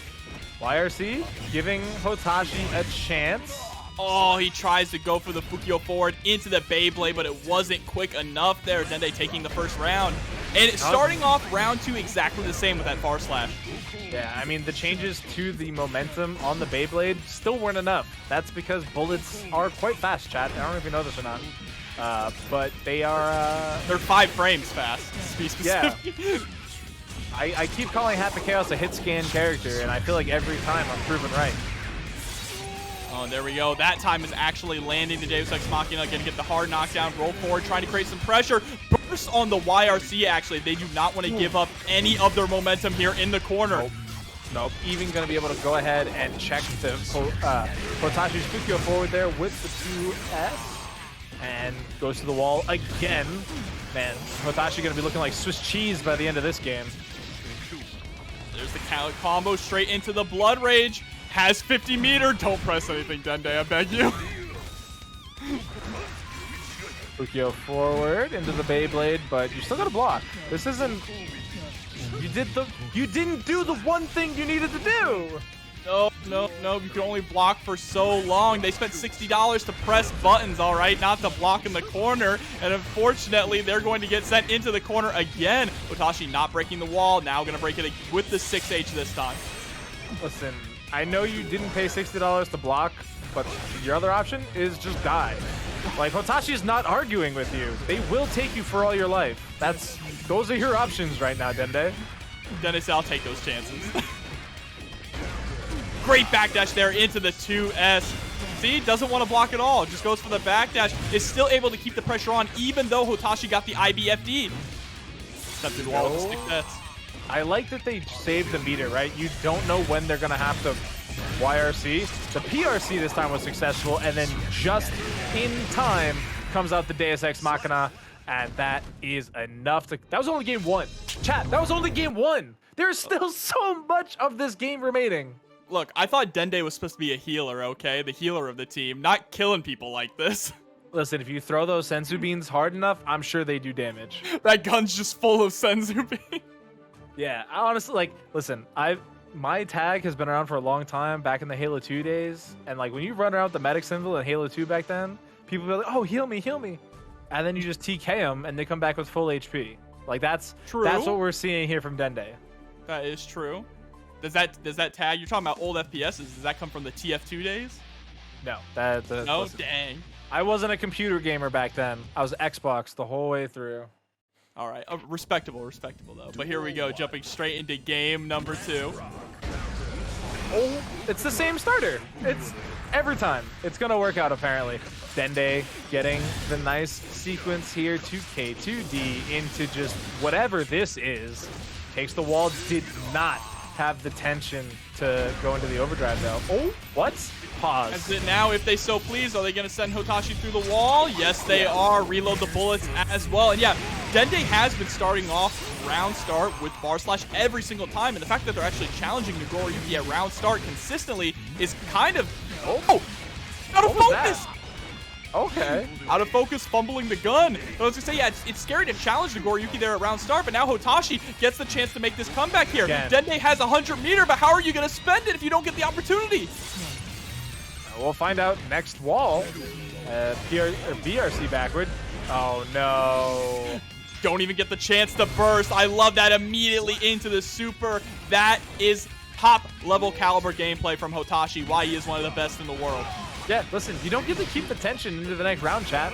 There's no reason to hold on to it and give your opponent an opportunity to come back, especially if they're showing the prowess that Dende has been this entire set. But a couple gunshots coming through here. Great block coming from Hotashi. We talked about that roll through earlier and how tough it is to block. Hotashi was ready for it. Oh, there's the fight after the second bar slash, excuse me. Combo straight into the DP. Gets the wall stick. Oh, but yeah, that's the problem, is when you get the wall stick on the final hit of the triple slash series, it is very difficult to recover in time to get that 6H. First attached. Aim assist applied. Sets up the clone with the PRC too.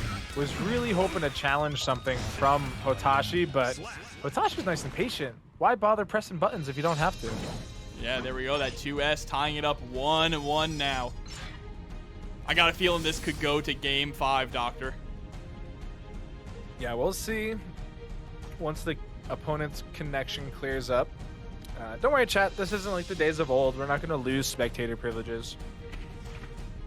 Yep, just going straight back to the lobby here. There he is on the ground. He'll get up, though. Don't worry. He's just sleeping, chat. It's okay. He's sleepy. He ain't down for the 10 count.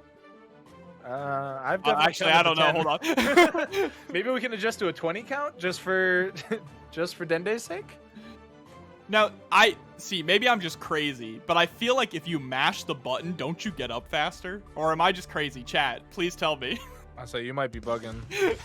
I just hit buttons. I'm mashing anyway when my character's on the ground like that.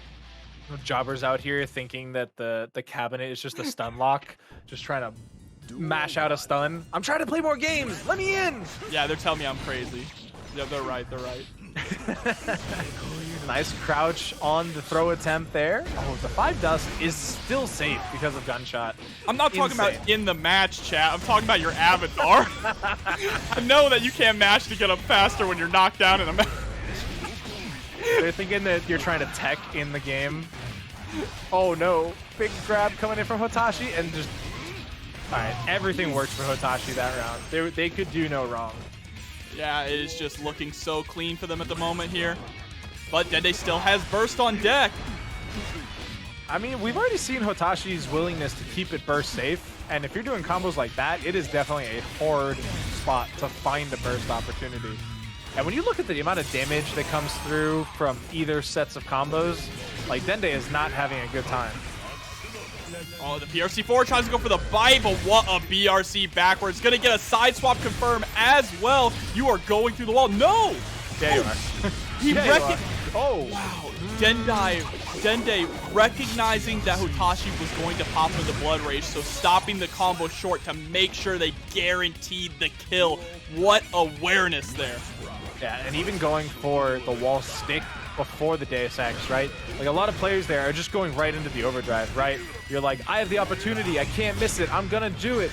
And then you might not have had enough to kill. But Dende recognizing that they could wall splat in time. And look at that's that burst we talked about. Hotashi still has theirs. Hotashi just inching forward menacingly. Dende with really great IBFDs, but Hotashi sticking to them like glue. There's the air throw into the 2K to close out the third game, excuse me, going up 2-1 over Dende. And Aurorius, you're good. You're good. No worries. I love all of you in chat. Yeah, no, you're allowed to doubt commentators. Exactly. Right? No, like, you should correct me. Listen, chat, we've already been talking for 2 hours. It is fully possible that we lost track of ourselves at some point and are just saying nonsense. And we still have probably 2 hours to go. Yeah, I want you all to know, commentator brain rot is a real thing. We got goldfish brains, chat. 5 seconds. That's why I'm writing everything down, because I'm not gonna remember otherwise. But round start, here we go. Game 4 is alive. And now let's see what Dende can do to adjust. Right, they had a great game 1. Honestly, it was stellar, and they've had moments of brilliance up until now, excuse me. But Hotashi just does more damage. But now Dende is starting to lean into a little bit more of this zoning playstyle for Happy Chaos, right? Realizing that, all right, Hotashi's kind of caught on to my footsie style and they're winning out, so now I need to mix it up a bit. And just when Hotashi was starting to get a little bit comfortable with the zoning style, they immediately run in and send Hotashi through the wall. Yep, and look at that. Very little HP remaining. Next hit will do it. Oh, great challenge there from Hotashi. Breaking the clone and getting through. Brain Blast. Oh my god. All right, PRC made it safe enough for the Vampire Touch. Does it again. Life lead. Now inching back towards Hotashi.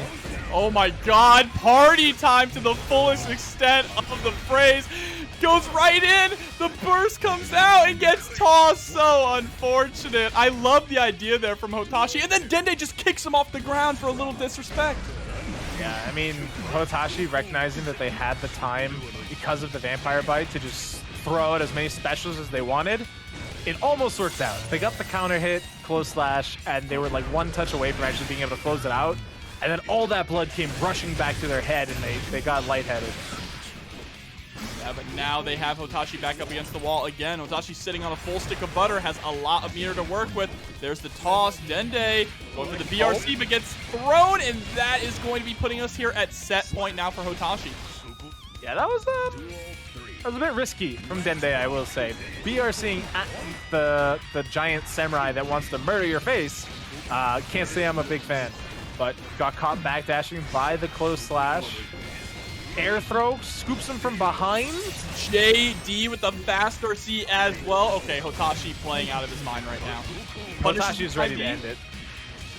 2K2D. We're going to get one sequence out of Dende this game. But let's see if they can get anything more. ASX going for a ride. Look at how little damage that did comparatively. Still gets that hard knockdown. Runs up for the gold burst. Oh, no punish though. Crazy stuff. Gets the close slash again. Yeah, it's very difficult to punish Goldberg because it's visible on the way down, but chases him up into the air for the throw. Hotashi gonna take it 3-1 over Dende to block it and punish it, but it's way cooler and the mental damage is way higher. But on that note, we're gonna jump into Flash Metroid versus 9 Moons Rat. Rat sticking it out with the Nagoriyuki, of course, mostly known for Millia, and of course Flash Metroid coming through with the Baiken.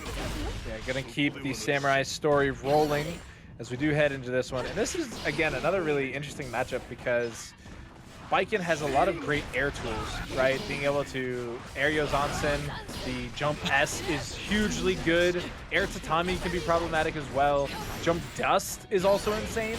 And then there's Nagoriyuki, who has a single jump and not great movement. And that was actually an Escabari. That is not a very used option these days. I think it's great personally, but you know what Nagoriyuki does have though, Doctor? He has incredible damage, and that is the big equalizer here.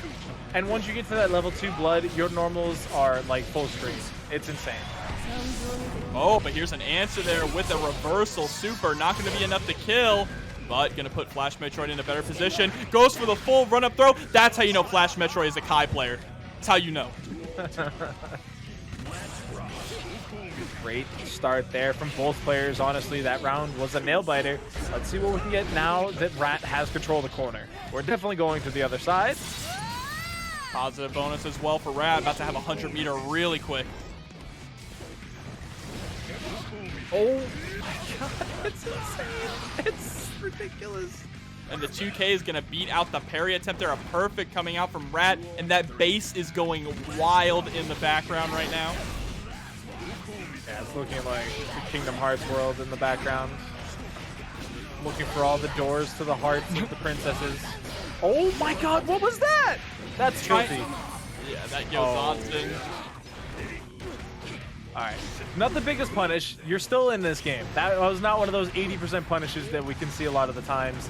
But great command grab coming through here for Rat. Gonna get a close slash on top of it too. You might die. Actually, I think you are dead. Yep, there's the DP coming out, gonna be, excuse me, not the DP, the super coming out, gonna be able to kill. Unfortunately here for FlashMetroid, he's getting punished on a lot of these parry attempts, right? Being a little too heavy-handed with the parry, and Rat is just not being predictable enough with the offense, is slowing down the offense enough that he can see the parry come out and then get a big counter hit punish for it. Yeah, and it's not out of pocket to be going for these parries. No, either, absolutely not. Right? Like, you typically expect Nagoriyukis to keep that pressure going and just keep mashing buttons in your face, because a lot of times they're on that timer. They have to keep that blood in a specific spot to be the most optimal version of themselves, and so they're gonna keep mashing. But like you said, Flash is aware of that. They know that they're that type of character. So they hold on for a second, they get a huge punish, and Baiken has some good guts, not gonna lie. Her guts are nice, but they're not infinite. That's a hell of a phrase. Don't clip that, chat. I don't want to see that on anybody's soundboard. But all right, FlashMetroid just trying to play this spacing game here. Gets caught backdashing by that 2K. Isn't able to get the pickup, though, from the 2S. And that's another round win. Going over to Rat, already looking incredibly knowledgeable in the matchup. Baiken is a character that we've seen a lot of this season, so it took a minute for people to really get the game plan going against them. But Rat is definitely looking like they've put that practice in. And look at these Fukios backwards! They're completely brain warping Flash right now. Yeah, but this is Flash's chance to capitalize now. You can extend this combo for a long time. Force the block. There's the BRC into the Ozansa. Gonna get the pickup. Closing out the round off of one bad decision from Rat. That was fairly burst safe, I would say. It would have been an interesting decision to burst there, but I think Rat, recognizing they have such a lead that they can hold on to it for the next round, and if they get caught in a dicey situation, just go for there. Like right now, they got that Escabari attached, the hit connects, there it is. Oh, but you cannot be doing that. Pulls up the gun as well. Gun is going to give a nice setup. JH putting in a lot of work there for FlashMetroid at the end of the round, really catching Rat on those 2S attempts. And FlashMetroid tying this up 1-1 now. So you see, they leaned off of the parry and decided to be a lot more aggressive, and it completely changed the pace and the tone of the entire match. Yeah, lots of more TK Yozansons activating the BRC to just keep the slowdown going. The Escabari made another appearance, and it has the slower startup of the two, right? It is noticeably slower. It is noticeably punishable depending on the character you're playing against. But once you connect, it's plus on hit, plus on block, and you can make the next move while being tethered at that point.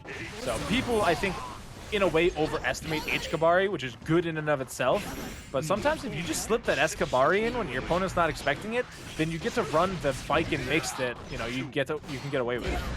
And there's a great jump out, though, from the bite attempt. Chases down and gets the tether on. Now you have to hold this mix.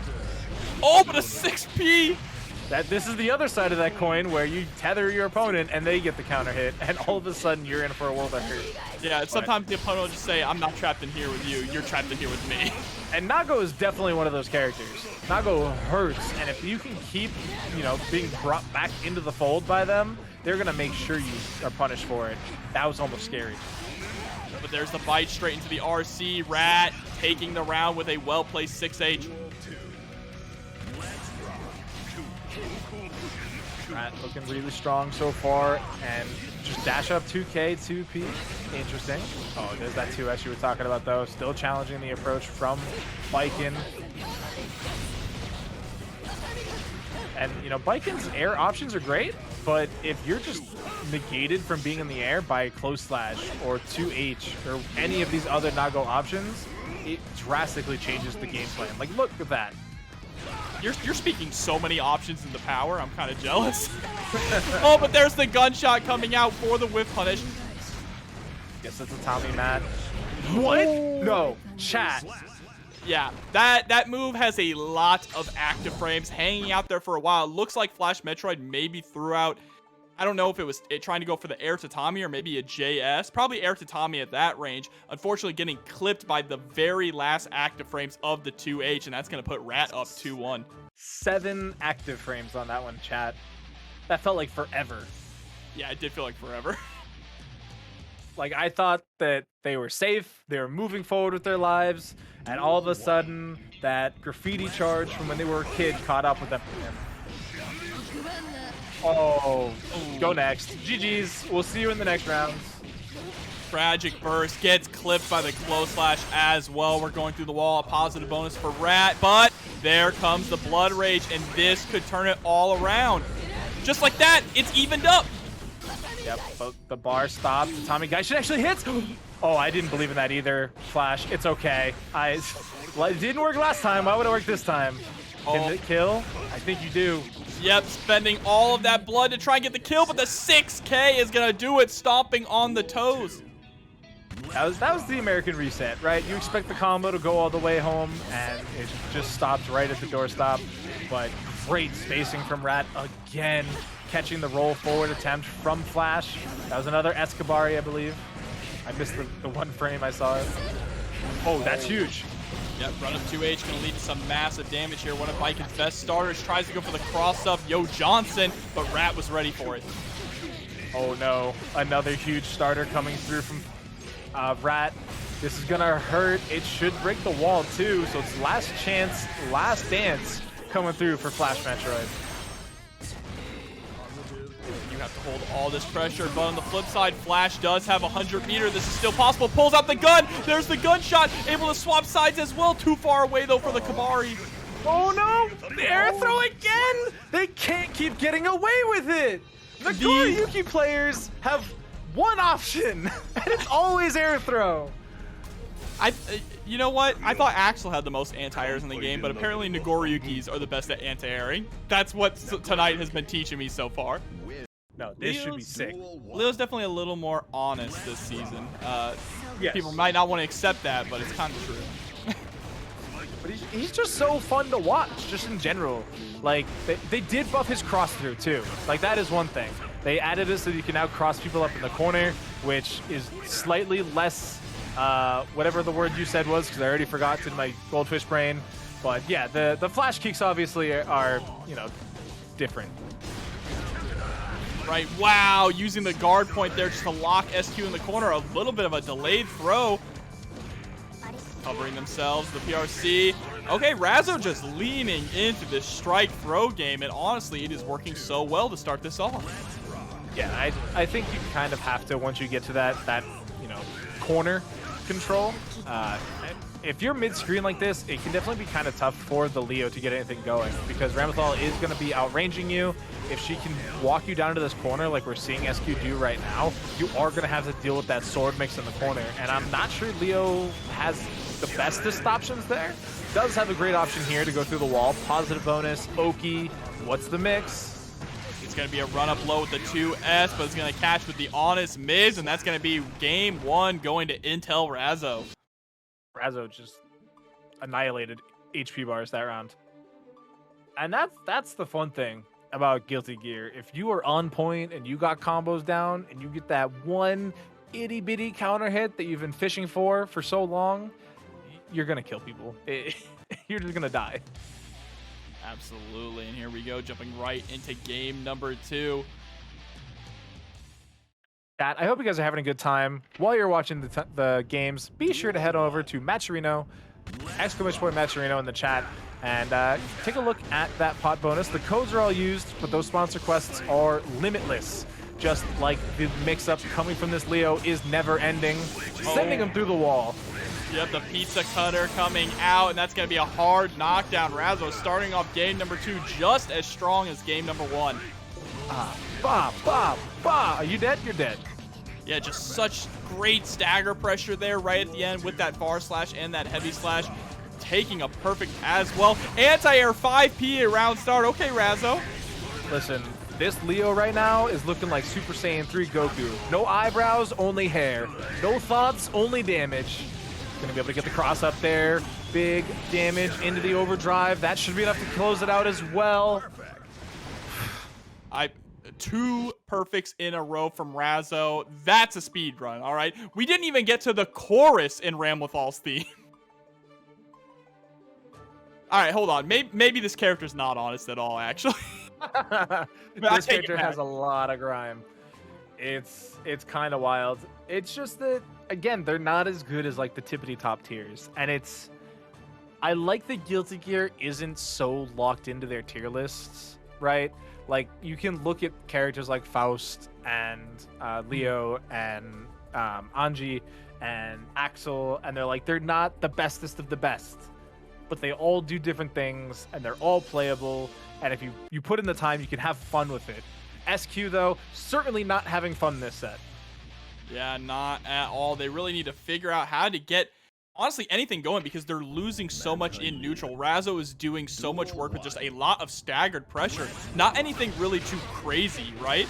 Just doing a really good job with punishing, weaving in and out, utilizing those guard points there, run-throughs, normal Leo stuff, but SQ just cannot answer back yet. I mean, the guard point is a great answer to Ramlethal, right? Like, most Ramlethal players are so used to being unchallenged at certain ranges because their buttons are so long. All of a sudden, here comes Leo just blocking you and taking your health for it. But this is a Ramlethal round, so we'll see what we get on the other side of this wall. Oh, just go for the run-up throw there. Razzo? I like the idea, but Razzo was ready for it, and now you have to hold this pressure. YRC to come out. Guard point, activate, let go. Guard point, projectiles. Look at the spacing, though. It's so clean from Razzo. Just barely in range of these buttons from Ramlethal. And projectile spam. And I love that Razzo is sitting here with over 50 meter, but is just throwing out projectiles because they don't want to commit, right? And that's why. Oh, no, was that the best punish available? I don't think so. I'm not sure, but you're better safe to probably go for the 2 yeah. where you can get the knockdown instead of accidentally whiffing something else, right? Or not being That's able to true. punish. That is very true. You want, especially against characters like Ramlethal, like, you do not want to give them an opportunity to come back, and that is certainly the name of this round. Look at the HP difference, just getting the counter hit into the flash kick. Oh my Atlanta. Clip it, chat. That was sick. We have the trampoline combos and run up 2K. Another perfect from Razzo, taking it 3-0 over SQ, and almost a blink and you miss it set. Told you earlier, Doctor. You did. The Axel Goldlewis pipeline is real. I was one of them, and now Nupperz is too. Except right now it's going a bit in reverse, but no, this is not a great matchup for Nagoriyuki. I can fully understand not wanting to go toe-to-toe in the big boy business. Axel can be problematic for Nago, but Rat seems ready for it. This can honestly be pretty difficult for Axel in this patch of the game as well, because the clone is such a strong tool that can go through Renson and really just... Nagoriyuki could throw out clone and then Fukio forward, and Axel kind of has to hold that in a lot of cases. But right now, Nupperz doing a really good job with this very unpredictable offense. Yeah, we already saw, because he's going to die this round, we saw the 2S come out from Nupperz as well. It's that really strong anti-air option from Axel. But if you have an awkward jump arc, it is actually completely nullified. And that is exactly what we saw Rat do. He came in underneath it, was able to get the punish opportunity. And when you're avoiding that anti-air Axel game, it opens up a lot of doors. Yeah, another thing with this matchup, too, is that Axel cannot make as many mistakes as Goldlewis can, right? Just because he is still also one of the lowest health characters in the game. But Nupperz is doing a great job right now, just locking Rat down in the corner, being very airborne. Gets caught, though, with that close slash, and this is going to hurt. Oh, no punish on the command grab attempt, and you might just die for it. Oh, challenging the Fukio 2K2D with a pixel is so scary for Nupperz, but they made it work, taking us to a round 3 in game 1. Jumps over the clone. That's what you said they had to be careful about. That is why. Why did you do that? That raw bomber was trying to call out a backdash. You saw how Nupperz ran really deep into Rat while they were knocked down, trying to threaten the throw. They were trying to call out a backdash to answer the throw, or even a wake-up throw with the bomber, getting really greedy there. That might come back to haunt them. Yeah, I mean, they're at such a life deficit now. You can see them playing very aggressively despite it, though, which is something you definitely love to see. BRC close slash. Oh, they even held onto the second close slash there to make sure that the arc completed. Fukyo. Oh, but counter hit. Land. Now it's a game. Oh no. Still alive. And but blood? The blood rage. Oh, tries to go for the. Grab it. I respect it. No. Because it would have killed if it connected, but. Yeah, but you know Rat was ready for it. Rat was like, oh, blood rage? I know what happens here. Time to super jump. Yeah, and that was such a slow startup command grab. That's yikers. You hate to see that because it was the right call, but the numbers weren't there for you. You didn't quite have what you were looking for. Holy moly, 28 frames startup? That's horrible. Yeah, and there we go. Nupperz immediately making the switch to the big man himself, the Secretary of Absolute Defense, Goldlewis Dickinson. Now it's 2v1, all right? I mean, there's a lot of arms coming out of that coffin. Are we sure there's only one in there? I mean, who knows? It's a cryptid, right? Because aliens don't exist, but behemoth typhoons absolutely do. Ooh. Able to block it. Oh man, this is not looking good for Rat right now. The chip damage alone. Yep, surviving with just basically one behemoth typhoon worth of HP. Oh, that was Fukyo was so smart, but the 2P challenge coming in from Nupperz. They remember their origins, but they're trapped against the wall now. Never mind. JK. Psych. Right, but here we go, jumping straight into the next round. Nupperz taking the first round very solidly, able to block the DP too. Whiffing the Behemoth Typhoon, great dash forward into the normal throw from Rat. Oh my god, you gotta watch the head. You might be wearing a heavy mask, but it's not gonna protect you from this coffin. Just so many overheads in a row. There's the plus frames, goes for the BRC, gets the fuzzy mix up, and you're going through the wall. No! Oh my god. I respect it. Listen, you said it was the fat Millia. It's just showcasing why that name sticks. Yeah, me too, Lolo. I'm stealing that. Immediately, that's going into my box of trinkets. That instant air overhead is just full of grime. Like that's something you pull out of the sewers at 3 a.m. You didn't want it to be there. Nupperz has been pulling out so many grimy setups and combos so far tonight. Just an absolute clinic here with Goldlewis. Tying it up 1-1 now. That's honestly my favorite part about it, is it's such a largely immobile character, and yet some of the things that they're making work has, you know, honestly, Millia mains are crying that they're not there. Look, Doctor, I feel so conflicted because seeing Goldlewis in top 8 winner's side here in such a stacked tournament makes me so happy inside, but also, stop, I don't want him to get nerfed. I don't want people to know. I don't think enough people play this character for it to really be a problem. I don't know. Arc System Works does some strange things in their patches, but right now Rat is putting the hurt on Nupperz. Chip range is a threat. Oh. They're coming down from the sky, quick enough from the jump. Z still able to get the Behemoth Typhoon out. PRC, but it's a trade. The unfortunate thing is that JD does come out a little bit slower, so that trade is 100% going to be in Rat's favor every time.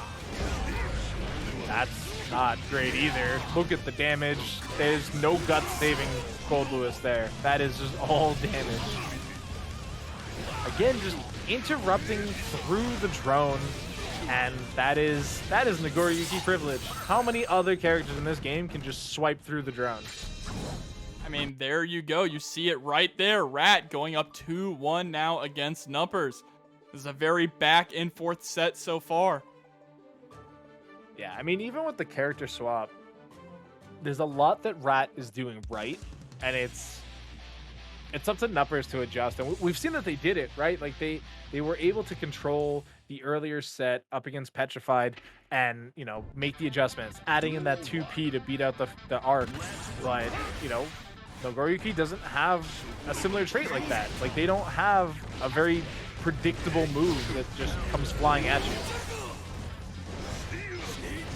They can be interrupted by 2P. They obviously have like Beyblade that you watch happen as like it's coming at you, but you can't 2P it. Yeah, absolutely. There's Goldlewis really has to press the offensive. That's where Goldlewis struggles in this matchup, is when they're on the defense, right? That was super cool because they tried to bait the burst, but it was literally the last frame of Rat's life that they were able to let it go. No charge that time. Oh no, they did charge it. Oh yeah, got it, but they didn't even need the charge, to be honest. The extra damage from the wall break would have done it. And right now, Nupperz is looking to take this to a game 5. There's the counter hit. Behemoth Typhoon goes for the big overhead. But it's the scoop as well, but it's the JD that finally opens up Rat. Are we gonna get another one? Nah, just counter hit. Breaks the wall, doesn't go for the super. Nupperz trying to put Rat in the coffin right now. Where's the reversal? Just do it to him. Oh, it's the YRC. I respect it. I respect it. Red RC to keep the tempo going. 6P to interrupt the JD. Now down in the corner. Nupperz is out of meter. Oh boy, oh. They tried to punish the nerfed button, but it wasn't in time. Oh no! That counter hit spells doom. Nope. Wall break is actually going to save Nupperz. Oh, but what a punish! And that is another thing that makes this a pretty difficult matchup, is that if you are just whiffing Behemoth Typhoons, Nagoriyuki, if they are on low blood, they can get a free Beyblade punish on you. Set point now here for Rat, looking to continue on in top 8 winners, trying to end the reign of the Secretary of Offense. But that JD still coming at you, ever chasing you down, and you're just getting scooped. Oh man. Oh, you get scooped again? God, nah. You're dead. Sheesh. We're going to game number 5. That's a Goldlewis round. Yeah, that was... Chat, I don't know if anybody has this, but can we get a sheesh emote in the chat? Yo, sheesh. Can we get an F in the chat to pay respects for that round to Rat? Nah, we don't do that for Nagoriyuki players around here. Damn, chat actually did it. Yeah, man. you got the respect. You gotta pay your respects. Nagoriyuki sympathizers in the chat. This character out here busting your head open, and you're gonna feel sorry for him when it happens to them? No. Here we go, game 5 now. And this is still top 8 winners. This is our first match of top 8, Doctor. We got plenty of Guilty Gear action ahead of us, Jobber. Oh, that clone? It worked. So did the drone. And now you gotta block the Typhoons a-coming. Listen, it wouldn't be a Florida-based bracket if we didn't get Typhoons. That's probably not right because you guys have Hurricanes, but it sounded good in my head. It's all right. Same thing, different hemisphere. Exactly. It's fast wind doing things just like that. We're keeping the just blocks on deck, but that is a fat counter. All right, pressure is still on. What a jump over there on the 5H. Able to get a JD punish as well. Goes over, gets the low, forces out the burst of Rat, and that is a huge resource lost. But look at that, Rat calming down, looking at the blood meter. They know what they're working with. Go, my child. Hold down the neutral. But the danger zone is here. Scooped. Tension is gonna become a hot commodity very soon. Oh. You saw Rat going for the Fukyo forward to try and force Nupperz to block the burst, right? To block the Blood Rage. But yeah. Nupperz was ready for it, jumping back. Gonna get a nice punish here. Pick up with the 5P into Behemoth. Blam. 2K into the Behemoth. Just raw Behemoth. Uh-oh. Yeah, we're going for it. Oh, but the DP counter hit. Drops the combo. That could be a game-losing drop right there. Nupperz with a ton of meter on deck. Just needs one more touch. 6P's going to come out. Hard knockdown. Goes for the cross-up. Great block, though, from Rat. That's that. Get hit by the instant overhead again. And there it is, the falling jump P to close it out. Nupperz keeping the streak alive. 3-2 over Rat there. Nupperz moving forward. Still on the winner's side of the bracket. Test your luck. You know what's crazy? CEO Taku had to cap their Guilty Gear Strive bracket. CEO Taku's not this weekend Meet of Justice. It is the next weekend. So the one after. That's a fair question. I've been operating for the last 2 weeks thinking CEO Taku was this week and was planning my tournament hosting around that, and I was wrong.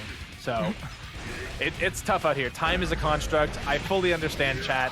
But speaking of time, we are 20 seconds into this round versus Hotashi and Testyourluck, and they are dead even on resources and life.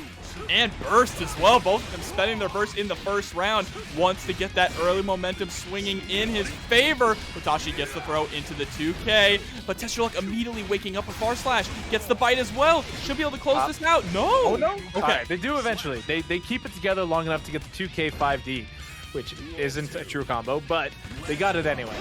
But oh, same brain cell. Listen, it's like orange cats. Nagoriyuki players, they have one brain cell and they just pass it between each other. Yeah, this is a 10-0 matchup. Nagoriyuki wins every single time. What a 5H anti-air there as well. Oh, and the 5K interrupts, just buying a turn back. And it's literally the same brain. Close slash, RC, taking it through the wall. Positive bonus now on the side of Testyourluck, and they are just swinging. This is just an episode of Bleach right now. Bankai. Speaking of, that movie's like next month, right? I think Bleach, the new season? The anime starts up real soon, yeah. It's like a mix of Bleach and Dead Man Wonderland with all the blood going around everywhere. Hey, listen, they're not swinging those swords to tickle each other. That's for dang sure. Oh, no, no. Speaking of swinging swords, again, chat, Testyourluck versus Hotashi. Hotashi in the cyan P1 color. If you don't know what cyan is, it's a type of blue.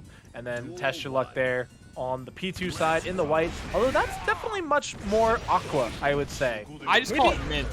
Yeah, mint is a good one too. It's definitely more green than blue.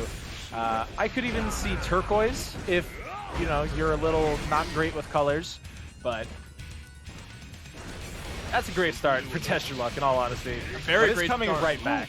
Oh, no, that's really unfortunate there for Hotashi. The final hit of the triple slash series actually knocking Testyourluck behind, but Hotashi's still able to recover anyway and put Testyourluck in the corner, locking them down with the clone as well, straight into the super. And that's really tough, too, because they bursted out and immediately got hit right back into that corner by the clone. And what? Yo, are we getting all the bugs tonight? No, hold on. No, they must have been a little too far away there for that to actually... No, hold...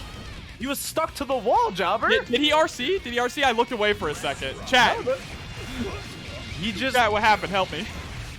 Actually, did he RC? Because he was at 100 tension. I'm lost, chat. He must have RC. He had to have RC'd there, but he's going to get the DP anyway. We'll get a second chance in just a second to go through the wall. Blood pops, but... Oh, yeah. Batter, swing. Remember when that super failing to go through the wall was like a common thing on release? Yeah, those were darker times for Nagoriyuki. I mean, actually, when you're far away and you can make it where they don't go through the wall and you can get the 6A chapters, sometimes that's pretty good. But right now, Hotashi putting Testyourluck in the corner. I love the way that Hotashi uses the 6K as a little bit of a frame kill, not only to time their melee, but to move themselves slightly forward. And they're going to be able to take game number 2 like that, tying it up 1-1. Yeah, they got a fat counter off of that 5D. Wake up buttons there was the option from Testyourluck, but it was not the right option. So, like you said, tying it up 1 apiece. I like how Sandwich in the background changed the color. Turquoise. No. Hey, Roberto, can we get seafoam green on there? Can you fit that in there? Because I like that. I like that. That's a lot of letters. I think that's more letters than turquoise, bro. Round start DP coming out from Testyourluck, taking the corner, taking the counter hit. Oh boy, they're just mashing full on a barre. But look at the life lead it's gained them. Oh, the DP though, that clash there, or that trade I should say, going to be in Hotashi's favor. Counter trade again, but again it's only a 1 or 2 touch. The PRC not going to be safe, and it is the round to Testyourluck. The DP right there at round start from Testyourluck. Absolutely devastating. Yeah, into the throw immediately as well. Hotashi keeping the pressure on. 2H picking up with the DP. Gonna break the wall with the super. Maybe. Maybe. There we go. Yeah, it does break the wall. That's gonna be correct about it that time. Yeah. Plus Oki, plus positive bonus. Everything that you could need. Oh, are they pushing a button? Oh, he was in the middle of Beyblade, yeah. There we go. That's going to be a hard knockdown as well here for Testyourluck. This is their opportunity to change the momentum around in their favor. Gonna get the Beyblade counter hit as well. Oh, they caught reaching immediate burst. That would have been the character kill, and just like that,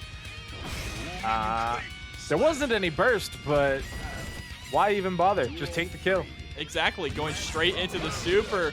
And again with the double DP there at round start. You'll love to see. I mean, that is Nagoriyuki's best starter, right? There is really nothing that can beat it. Yeah, and if you actually win out on that trade, like we've seen a couple times from Testyourluck, it leads into buku damage.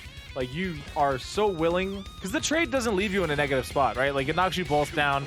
Like, who cares? You just then reset back to neutral. But if you get that hit, you take 60% for free.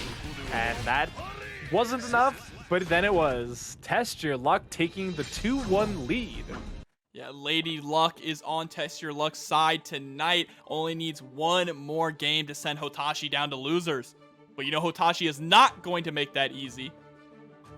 This is your Arc Revo champion after all. Yeah, I would love to see Hotashi take it to a game 5. Just continue our top 8 streak of 3-2s. I know it's only been one game, but it counts. A streak of 1 is still a streak.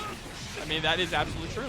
Great read from Hotashi. They know that Testyourluck loves starting with round start DP, so they Fukio backwards and then get the slash. Oh, got the backdash. Doesn't get too much of a confirm though. Gonna get the knockdown off of the throw attempt. Comes out early there from Testyourluck. I say early, but he's almost dead. But I looked at the clock and saw we were only at 75 seconds. And the 5K, give him the toe tap, send him through the wall and into the next round. Yeah, wall damage, not a huge fan of scale.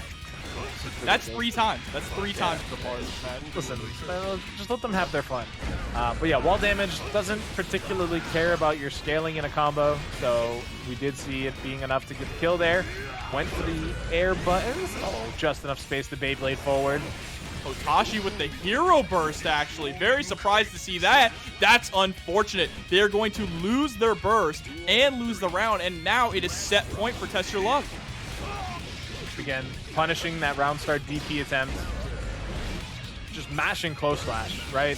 They did it once, it whiffed, might as well just do it again. Oh, bad burst into the full dust. Yeah, that'll kill. You'll love to see it, and we're getting a game 5. You get your wish yet again, Doctor. I do. Are you sure you don't have the script? Listen. You gotta have the script for tonight, right? Tong, he knows. Tong, he knows. Abort, abort.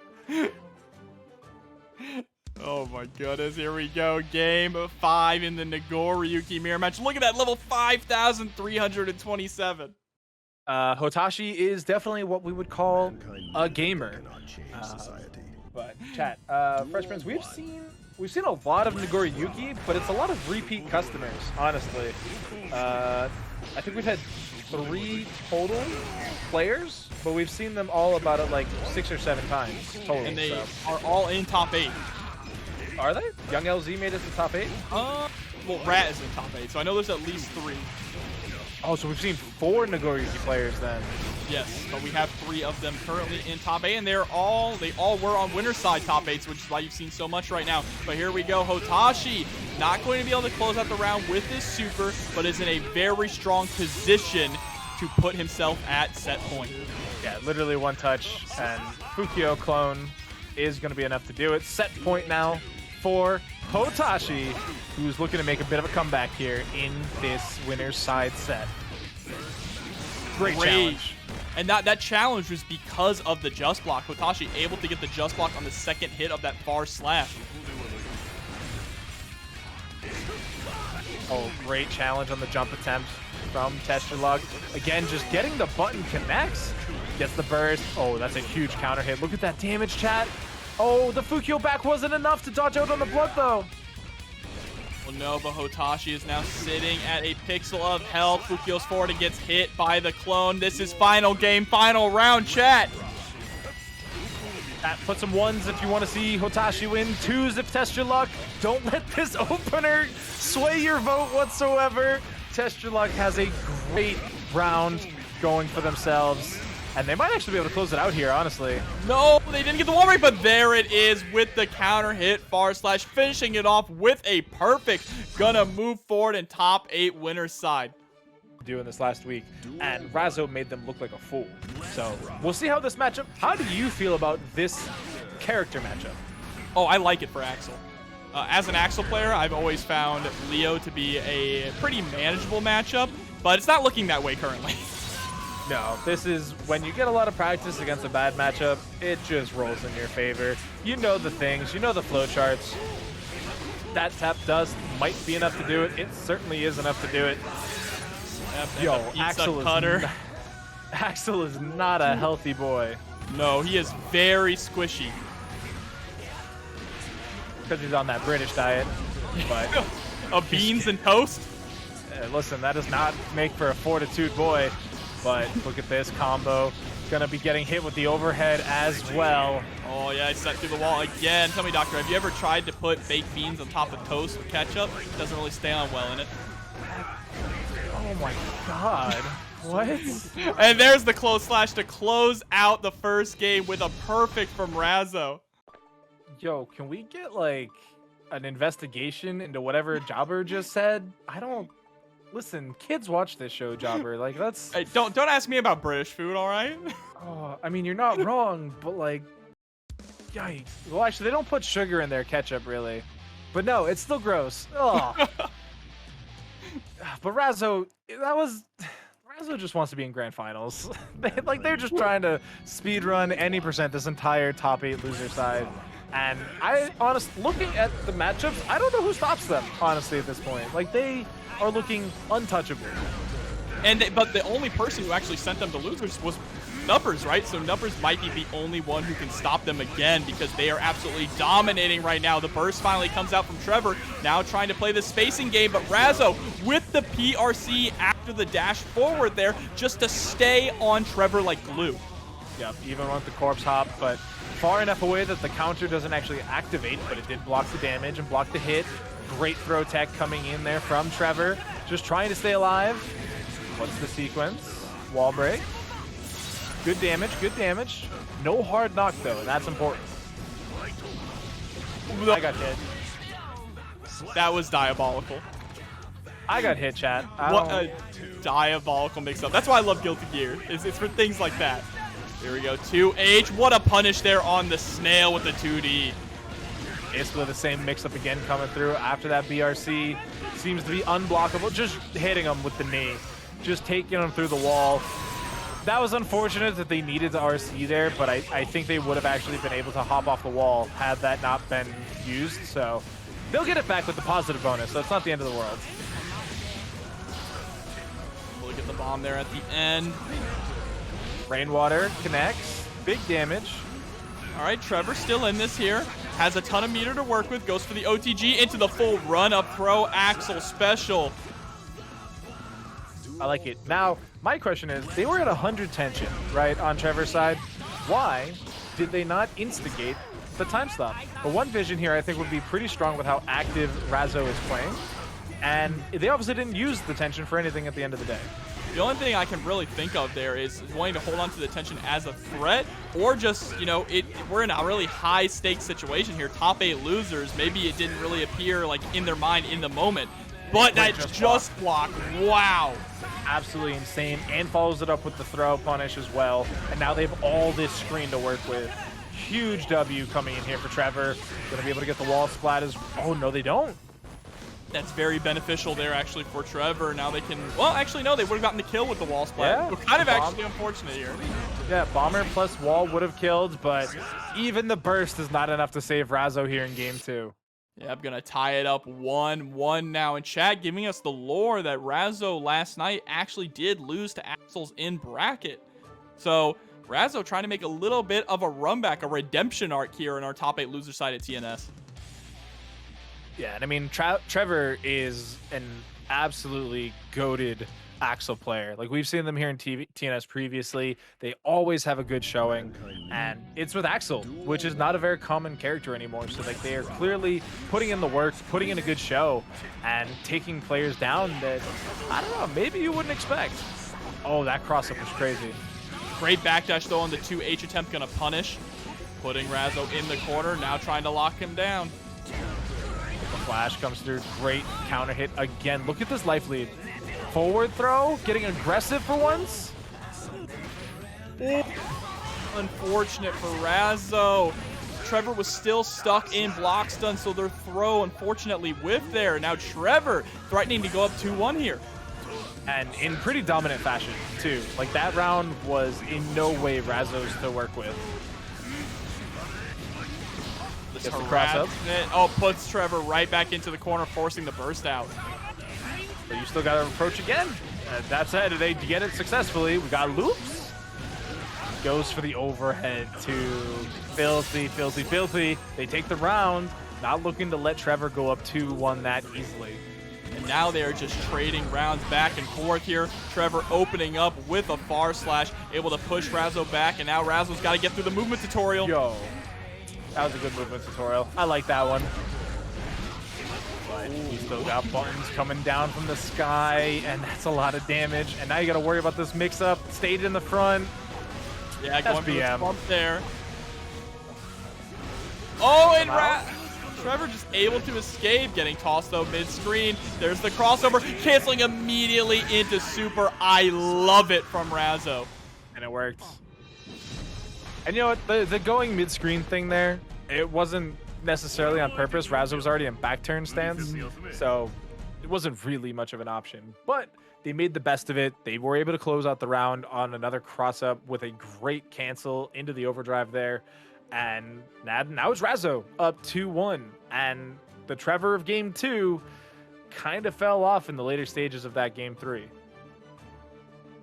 I mean, Razzo, again, just bringing it back, adapting so well. And if what chat said is true about Razzo losing to Axel last night, that means they've had time to think about this matchup, and they don't want to lose it again, right?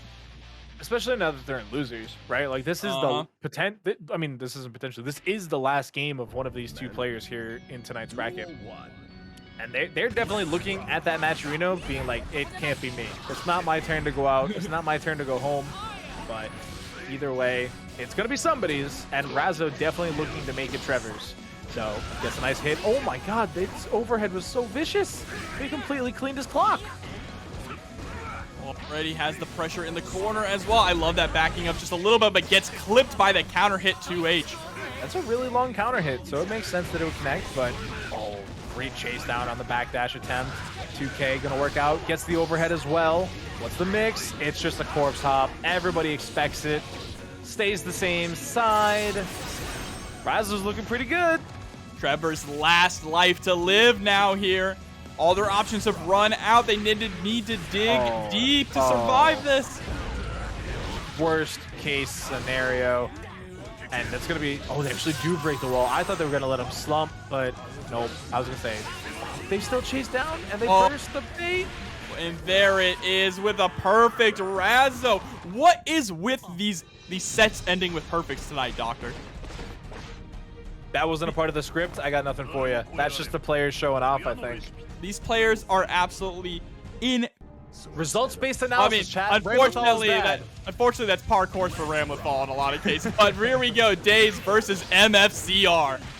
Yeah, this is a late addition to the top 8 that we did not get a chance to touch on up until this point. But this is actually going to be 2 Leos here in the top 8. And look at this, just chat. Nobody saw any of that. That was all one clean, smooth deletion of an HP bar. And so we are heading into round 2.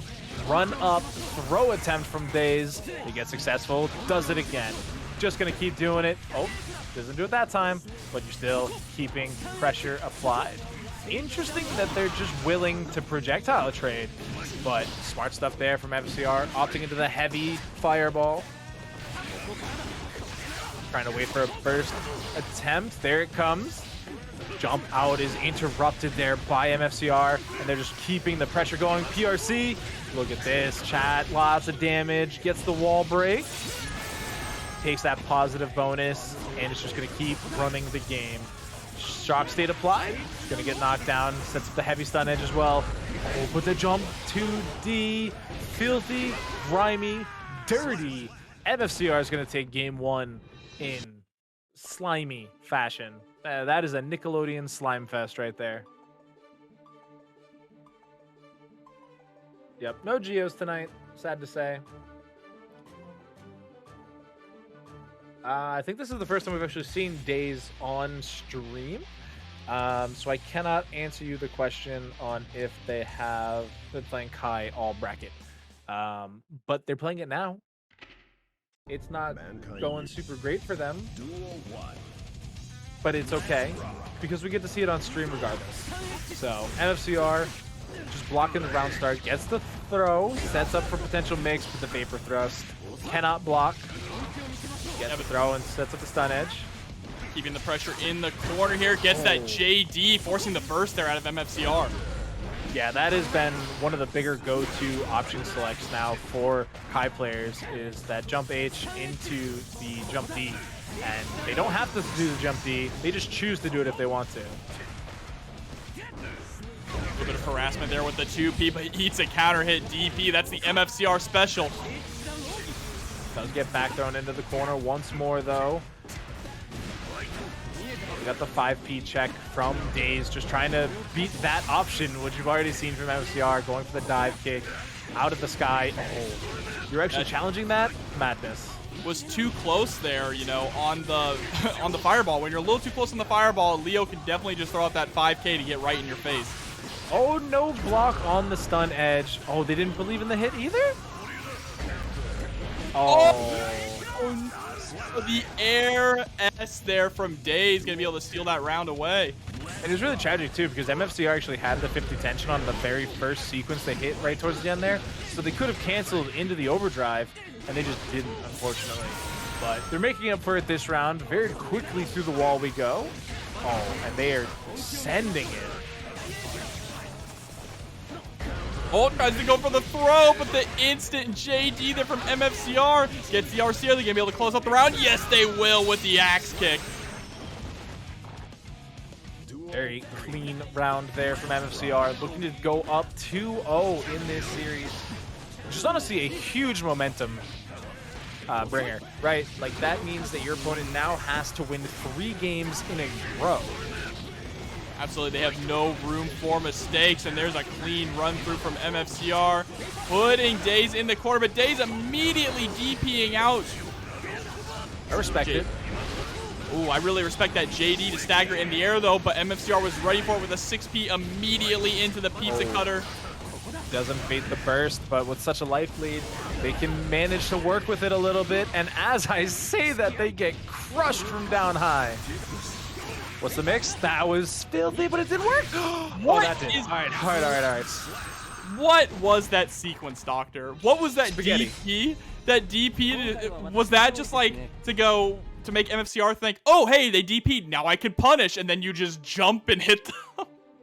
It was spaghetti. That's what it was. Or like when you drop the chili in the office and it goes everywhere. That's what that combo was. Although I will say, you still have chili though. If you want to suck it out of the carpet, all for you, Jobber. I'm not about that life. But no, I've really liked the tap 5 dust into PRC into the 2K sequence that we saw there. Yes. That was so tricky, and you clearly saw MFCR just wasn't ready for it. But MFCR putting on the pressure, getting the first blood here, already forcing the burst there out of Daze. Daze does not want to have their back up against the wall.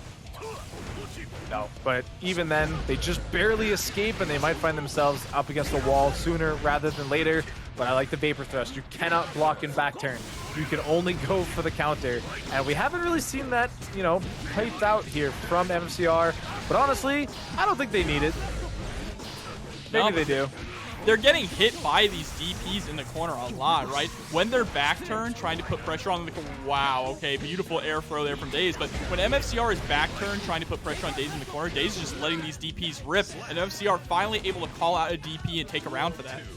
And that was definitely one of those times where you thought a back turn was going to be there, but Smart enough there from MFCR to just not do that. I love sticking out that 5K as well. Very active button. Also just as a stop sign to stop Leo from advancing forward. Stun Dipper works out. The JD trying to keep the combo going, but it forces out the burst right now from MFCR. Both players burstless. Big punish on the whip DP. Sets up the heavy stun edge. Oki, run up fast 5D, gets the pickup. Again. No! Yo, Okay. the physics in the game tonight are broken. Yeah, that was almost tragic. You know Daze was looking to get the wall splat for the wall break to close out the round, but they were able to keep their cool and immediately adapt on the fly when that didn't work out. Yeah, I mean, honestly, in a knockdown situation, a lot of the times it's going to be that heavy stun edge. So it's not unsurprising, but it worked out in the end. So they can't be too mad. And this round is all Daze right now. There's no coming back from this. Vapor Thrust to close it out. 2-1 now in favor of Daze. Just like that. When Daze is able to lock down MFCR in the corner, MFCR is having a very hard time finding answers to escape, right? The pressure that Daze is putting on, just mixing up between these throws, mixing up between the 5D when they have meter on deck. That is something that I really like that Daze is leaning into that you don't see as often as you think you would, right? Just 5D RC. It doesn't need just too much damage most of the time, but the thing is you're getting the hit, and getting the hit counts, and that allows you to start rolling that momentum in your favor. Yeah, I mean, there's two characters in the game that love that, and it's going to be Testament with Stain State, and then Razzo, obviously. They love tap 5D, but you're right. Most other characters aren't super in love with that sequence, but with Shock State and stuff, I think Kai can actually get a lot out of it. As we see it set up, just goes for the empty jump over, trying to take the corner control back. It was the 6K attempt. They believed in it. It's a silly button, but it worked. Oh, but there we go. Scum Dipper coming out again. Forces MFCR to burst. Chasing behind the the fireball. 6P? Get 6P, yep. Oh, huge starter there, but it doesn't fully connect, but they finally get that counter. Still Scaling alive. so high. Yeah, I mean, it's a counter starter. Those are never really big damage, but he's just going to bash his skull in. Yeah, close slash straight into 5D. Says, I got a 5D as well. Listen, if there isn't a Super Saiyan 3 Goku mod out there for Leo, I think it's a waste. Because it's really just a hair change, right? He already has no eyebrows. True. I mean, that's a huge whiff. oh, he's going to get the wall break off this? No, actually maintains the corner. That's great right here for MFCR. Forces the burst out of Daze. JD, but whips the DP. Not a great opportunity. Priority? Yeah. And the wall gets break. the wall break. Oh. And Brent Dustin with the $5 direct contribution to the Matcherino. And then the forward throw just to close out the round. Daze on set point now. MFCR has to win this round to stay alive in tonight's tournament. And if they just keep whiffing bad buttons, that's not going to be enough. 6P trying to chase down with the 5K. Is able to do it for a second time. Tries to go for the cross up, gets it successfully. Going to be enough to break the wall. Does hold on to the tension though. I respect that. Oh! Spiked to the ground with that close slash. Good God. Daze certainly did not respect that BRC at round start whatsoever. Red RC swaps sides. That's so smart. Now you got Daze locked into a corner, trying to deal with the gorilla that is Leo. Oh, trying to go for a challenge Again! there. Oh, really unfortunate for MFCR in a lot of these situations. There's the run-up throw from Daze again. These tick throws are coming out real strong. There's the empty jump throw straight into the heavy fireball. Goes for another low mix. And that is 3-1 A's over. It's in the Twitch chat. Just follow the link. It's in there. But yeah, it costs nothing to enter, and there is only money to gain. So make sure to tell your favorite players to enter. Someone hit up Diaphone, hit up Kizzy. Tell them to enter that. Let's make that tournament as exciting as it possibly can be. Heading into our next matchup. Again, excitement is to be had, as it is Rat on the Nagoriyuki and player one side going up against Razzo on the Leo on the player two. Let's see if Razzo can continue this insanely dominant streak that they've been working with tonight. I mean, they're starting off very strong, though. Rat finally getting a toss to relieve some of the pressure. Chasing down the back Fukio there with the 5K. Smart stuff, just whiff punishing the normals of Rat. Stay the same side. Just bop, bop, bop, bop, bop. Oh, the turn coming through. Oh, and the 2D coming out, trying to bait out the burst there, knowing that they could close it out with the OTG close slash. Very smart stuff from Razzo. Yeah, just, it's again smart stuff from Rat too, right? Holding on to the resource that they know wasn't useful spending there. They can hold it on for this round and potentially round number 3.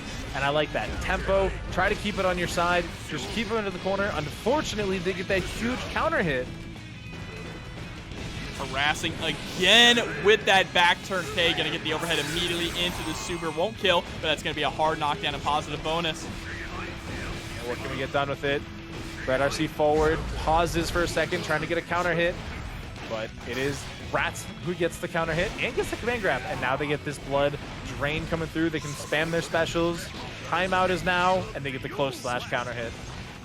And Razzo is going to build up burst at the very last hit of that combo, meaning that they're going into this final round with a full stick of burst on deck. And Rat is close to theirs. Like, they're not super far away from it themselves, but they're gonna really hope they don't need it. But against Razzo, I think you do. Great 2D punish as well in the whiff bar slash. That is something that Razzo really excels at. That dash forward into the 2D. You saw it 3 times in a row. First available, has to spend it immediately as soon as they get it, and now they're trapped back in this corner again, having to deal with the offense that Razzo's bringing to the table. That's still reached. Should be able to win this with a wall break. Not quite. Oh my god, the magic pixel there for Rat. Has to block, no tension, and just being able to challenge out with the 5P. Yeah, just knocking on the door there with that 5P. Have you heard? Right. Never mind. Have you heard our Lord and Savior, Super Saiyan 3 Goku? You know, it's funny. You said that they should mod that in. It was probably easier than you'd think because Leo in Exert has the Super Saiyan 3 hair. He's got super long hair, so someone probably could model his hair, like mod his Exert hair into the game, I'd imagine. Yeah, I'm sure that was a Frame 1 adaptation. After all of the other mods that are not family friendly to be mentioned on stream. So maybe Frame 2, but support your local modders, I think, chat? Is that safe to say? Of course. People out here putting in a ton of work, doing so many cool things in this game, and right now Razzo putting in the work to put Rat in the corner. And very successful, but up until that point, now it's coast to coast. Just like you could be, chat, if you live on the East Coast and you go to Festival of Fights. That is coast to coast. First available. Trying to beat it out of them. There's the DP, gonna get the wall break with the 2H. I mean, like we said, Dr. Razzo is looking unstoppable tonight. Back throw. I don't think you're hitting a button. Yeah. That was an odd time to reverse, though, don't you think? Probably thought that Razzo was going to be a little bit more aggressive, a little bit of a Hail Mary reversal there, right? Able to get a counter hit 6H, so look at that, 2 6Hs, half your health gone. What a clash there from Razzo with the DP, able to get the punish as well, putting Rat all the way back into the corner now. Yeah, caught the backdash as well, and now you have to deal with this. Backdash that time successful, but Razzo's so smart about the spacing. That was the one time it didn't work. And right back to it. No fear, no shame, just gonna keep doing that option. Oh, the DP comes out yet again. Rat has 100 meter, but Razzo is not afraid of anything. Gonna be able to take this game as well, going up 2-0. Now, here's the question. Is Rat going to make the switch to Millia? Or are they going to stick it out with Nagoriyuki here? They are on the loser side, after all. That's a tough question, because I'm not really sure if Millia would be a better choice. Like, I think Nago has the tools to win this matchup. Yeah, they're going to lock it in. I'm trying to think who else. I was going to say, who sent... oh, that's right. You said Nupperz sent Razzo's losers. Yes. So that was a Goldlewis / Axel. And I'm curious at who they played in that matchup because Goldlewis versus Leo, well, at least last season, was kind of struggle bus for Goldlewis. Yeah, I can see that. Not a lot of great challenges, although 2P is probably pretty good. Shoutouts to Noodle for the $5 direct contribution to tonight's pot. Love to see the community, support the community. Love to see the community rating bursts as we go through the wall. Axe kick, not going to be a hard knockdown, but positive bonus is on Razzo's side, and we are now at set point after this combo. Wow, this man has a lot of guts. There it is. I thought I was about to curse that combo for a second, but it is set point for Razzo. I think it's only Guts 3, too, is the crazy part. But, yeah, Razzo looking to make that Guts 0, as we do get the interrupt there. Great timing coming out of Razzo. Gets the cross-up as well. Overhead, you cannot block the Lion King. Even checks the backdash with a regular throw attempt. And command grab, you're dead. You're actually last dead. ride, power bomb. Yeah, okay. Yikes. My God, that man's broken in half. By God, he hit him with a chair. Let us find out if Nupperz can take Goldlewis to grand finals. Start. Thank you all for bearing with us. Finally, we're jumping right back into it, and Testyourluck is starting off strong, putting Nupperz here in the corner. Great IBFDs already coming out from Nupperz, though. You need him. You need that space. That time, though, wasn't quick enough and is getting pierced for their troubles. Tried to backdash it, but there's a second kick on the follow-up. We got the behemoths on deck. What a challenge, though, Testyourluck. Great 5P. Burst to keep the tempo. Keeps the corner control. Goldlewis, not a very agile man, it's looking like. Close slash to close it out. All right. Testyourluck taking round number 1 here, starting off very strong, going for the DP immediately at round start, but Nupperz with the run-up block, gets hit by the counter hit Beyblade, though, and is already locked down into the corner yet again, Doctor. Go next? Yeah. Doctor, this is a tough what's comeback. the prognosis on this? Yeah, I mean, this is a tough start. When you get 2 counter hits as Nagoriyuki, you're literally deleting health bars. And there's no character in the game that survives that, honestly. That was so deep. Oh my God. Don't clip that either, chat. I don't want to hear that again. Nupperz is still in this. Has Testyourluck against the wall and has meter to work with here. Oh my God, down with the system, stealing the round away. No, he's still alive with the magic pixel with the hard knockdown.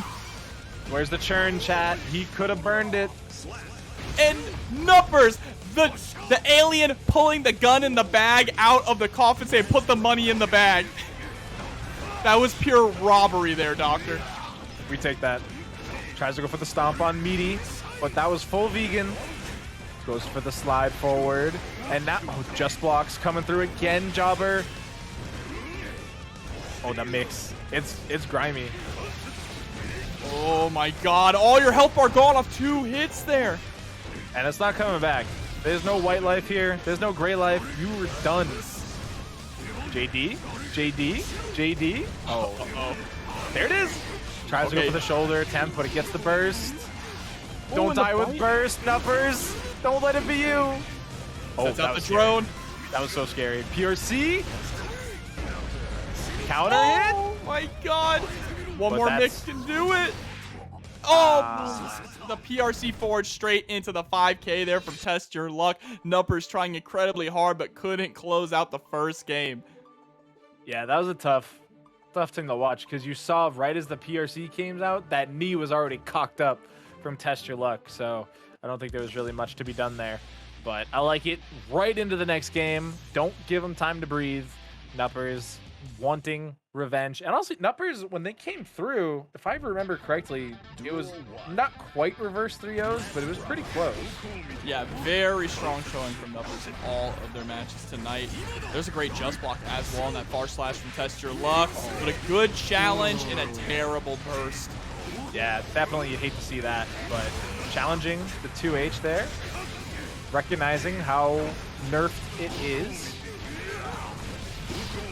All right, Nupperz has played in Nago tonight, haven't they? Yes. Yeah, they played Rat. This is not looking anything like that matchup, honestly. No, I mean, there are so many different types of Nagoriyuki players, right? Stomp. So you have to learn how to play against their particular brand of Nagoriyuki, but Nupperz is doing a really good job at turning all of these rounds around. He stomp. He stomp. He do the Lewis stomp. Oh no. Sorry. I lost track of where I was for a second, but look at this. We're not losing track of the match. Red RC up into the sky. Oh, that was crazy because I was trying to challenge a potential Beyblade, but it did not come. Testyourluck taking round 1. That was so smart. Oh my god. So clean. Also, Royal Flush coming through with the $5 direct contribution to the match, Reno. Thank you so much. And down with the system here. I love it. Challenge 2P on the run up. And then the JD. How do you contest it? But here's the bite. Party time now. Force they have to go forward into the clone. Just block coming through again. And it's a risky business going for these just blocks. Oh, and that time he finally gets mixed by the red RC drift. So much stagger pressure, gets caught backdashing from the 6H. So unfortunate. Perfect though for Testyourluck, going up 2-0 here in our winners finals. I'm gonna need a minute, Jobber. That was too much damage. I mean, that's Nagoriyuki. Both these characters just deal absurd amounts of damage. That's true. And you know, the Minister of Defense, he's not looking too hot right now. But you know what this means? This means we get our run back between Nupperz and Razzo that much sooner. I mean, we don't know, though. Nupperz could bring this back, reverse 3-0. It is not over till it's over, right? It's not about how hard you get knocked down. It's about how many times you get back up. It's how many aliens you can hit somebody with. Uh-oh. Hold on, never mind. Wrap it up. Pause. Oh, pause again. Counter hits aplenty. Oh, man, just trying to get away from that drone. There's the JD coming in, and now Nupperz has the offense. Testyourluck has to find an answer. Wow. 5K. What a press. That was a hugely smart thing. That should be blocked. Yes, blocked it and got the 2K into the Behemoth Typhoon for the hard knockdown. Baits out the burst. Not the biggest punish on the burst bait, but you are just Goldlewis. Ah! Oh no, don't let it happen. Oh, the challenge! Gonna be able to 2P successfully out of the throw attempt. Yeah, Testyourluck a little too far away there, though, for that bite, unfortunately. But gonna get the 2K2D there and gets the second hit of the DP. But a huge lead. Could evaporate in just a second, especially after just 1 or 2 JDs. Man, where's the mix? It's all on the same side. Just hold back. Again, for all those safe jumps. I mean, literally, Fat Millia. There's the rising JK into the JD. Nupperz getting a point on the board. And all those were situations where Nupperz could have gone for super jump air dash and gotten a cross up on the other side, right? Yeah, I mean, it's mixed for a reason. It just so happened to be all on the same side. And in a way, I do like that a lot because as we saw it hitting every time, that was still mixed, but it just kept carrying them closer and closer to that P2 corner. And right now, the neutral in the mid screen has been all Testyourluck. That is something that has not been contestable for Nupperz. They need to have this corner control in their favor. And right now being put right back into the corner yet again. That risk gauge is starting to build up. The next hit is going to hurt so much. It did for sure. Oh, and that's that mix. It's high, low, or grab, and you gotta guess right every time. But go, my child. Be free. I believe in you. Didn't respect the Behemoth Typhoon that time either. Stomp. Yes, scuffing his gaze. Oh, where's the stomp? PRC. Gets hit by the low. No churn though, so you're definitely going to be able to survive just a second. And it's Nagoriyuki. That was, never mind. I was going to say that was a doable life deficit, but JD's just too good sometimes. Yeah, JD is incredibly good as well against Nagoriyukis, who are very happy to throw out 2S in neutral, right? That JD will just go right over it and get that punish. Also, far slash as well. Oh, that was tough. It was just out of range because of the backdash. Oh, no punish on the whip throw, but still scooping people. We got the reverse? Not we quite. didn't. Yeah, I had to run a little bit too far, but still able to jump over that. Are you dead? We're going to game 5. Yeah. Oh, that's crazy. He just kind of booped him with the coffin.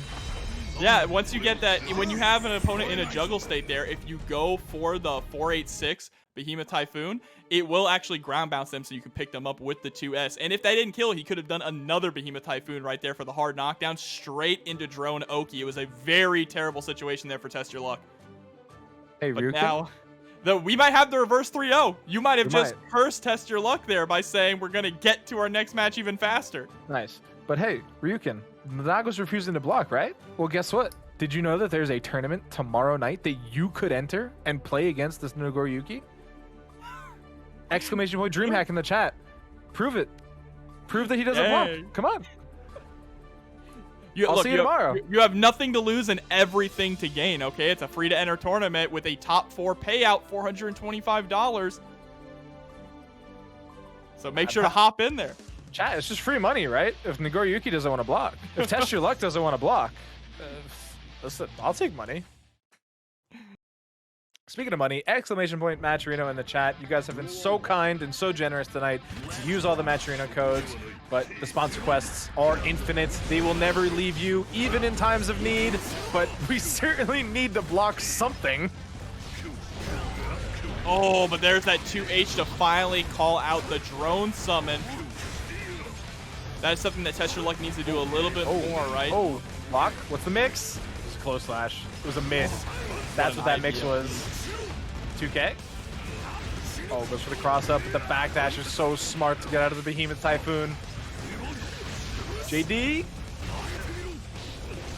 2K2D gets the hard knockdown. What a backdash, though, from Testyourluck. But you know what? It's so smart. It's such a big read. How many times are you going to meaty with the Behemoth Typhoon, right? Like, it's just the go-to. Are you dead? You're dead. Never mind. No, not quite. Didn't extend the combo long enough, but the run-up throw is going to do it. And now Nupperz threatening a reverse 3-0 against Testyourluck. Set point. You know what? He recognized that the mask wasn't there, so he recognized that that big brain was all squishy-like. But right now, he's recognizing the pressure in the corner. What a JD to escape. Gets it with the same side mix-up as before. He tried to bait the burst with the 2P attempt, but... Oh, that's it. It's over.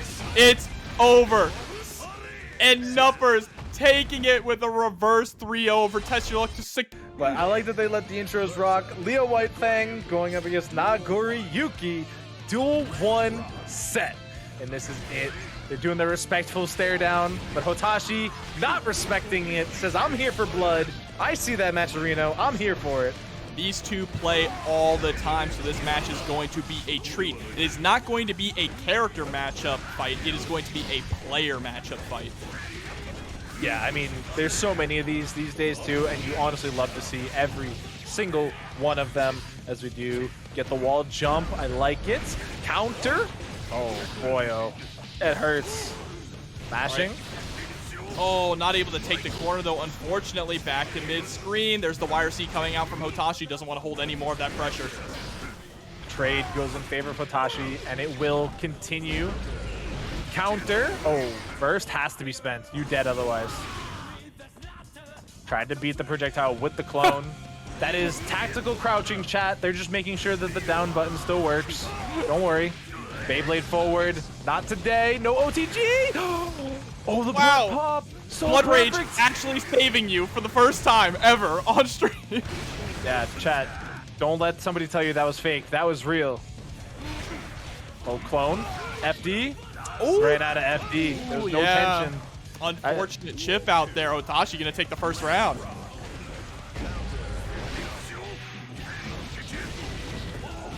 Hard knockdown in the corner. OTG breaking the wall. Oh, but the second hit of the DP. Oh my god, how many close slashes can you land in one combo? Hotashi, please. All of them. How many? All of them. Red RC forward, goes for the cross through, gets the second portion of it. Guard break, into the command grab. Oh! That's right, powerbomb, gonna RC. They want that wall break here. Goes right into the super Razzo. Not able to take the round though. Magic Pixel still left here for Hotashi, but baits out the burst. That was a Hail Mary burst from Hotashi. Yeah, that one you hate to see, because now you're heading into this round 3 without it, and you have a huge disadvantage under your opponent who does have theirs. Oh, but never mind. Never mind. Oh, and Razzo running right into a counter hit. Beyblade gonna get put straight through the... No! The Blood Rage there. I love that from Hotashi, spending the Blood Rage to get Razzo off the wall and maintain the core positioning. Oh. You're dead.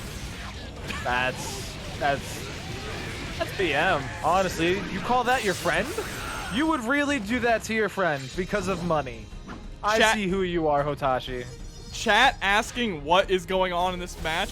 What's going on is you're seeing two of the best players in all of North America who play each other all the time fighting each other right now is what you're seeing. So they just know each other on a fundamental level here. You're going to see things that you may not normally see in regular matchups here. Yeah. You know, like when you play your friend all the time, and you know the certain habits that they have, so you can just kind of dance on them a little bit. It's what you're seeing. Yeah, I was going to talk about the, who's Sonic Fox's friend? They were just in top 8 grand finals for Skullgirls, and I'm blanking. Yeah, at Evo. I missed that. I missed Chat. top 8 Skullgirls. I won't lie. Oh, they're on the same team.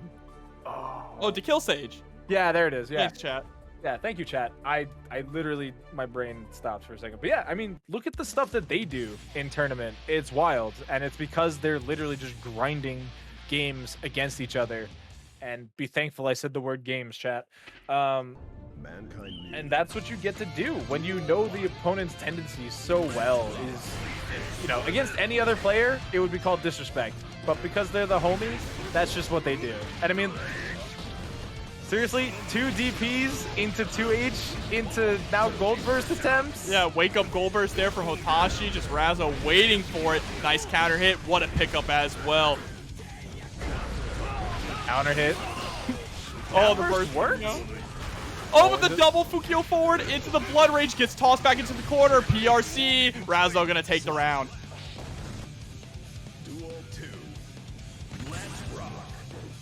Let's rock, they say. Oh my god. Do it again. Hotashi, grab him. Grab him. Never mind. Go next. DP tries to go for the overhead, but stuffs the hand out with that 2P.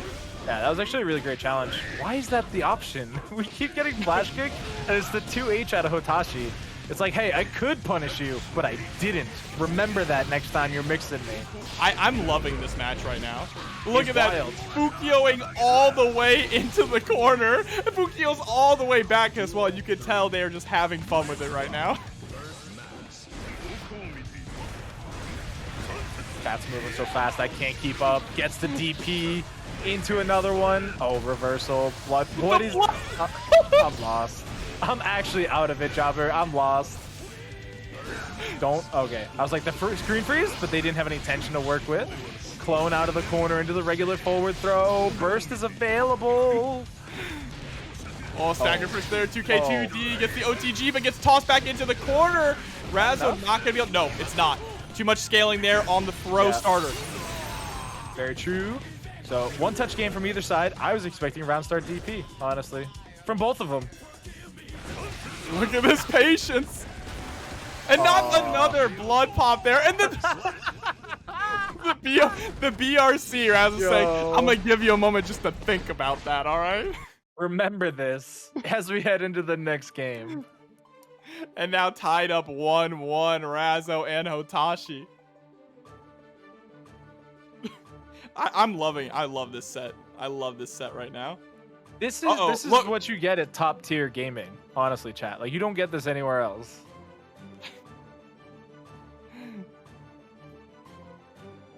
And it looks like we're just gonna hop right back into it. Oh my god, chat, look at the flash news. Amogus.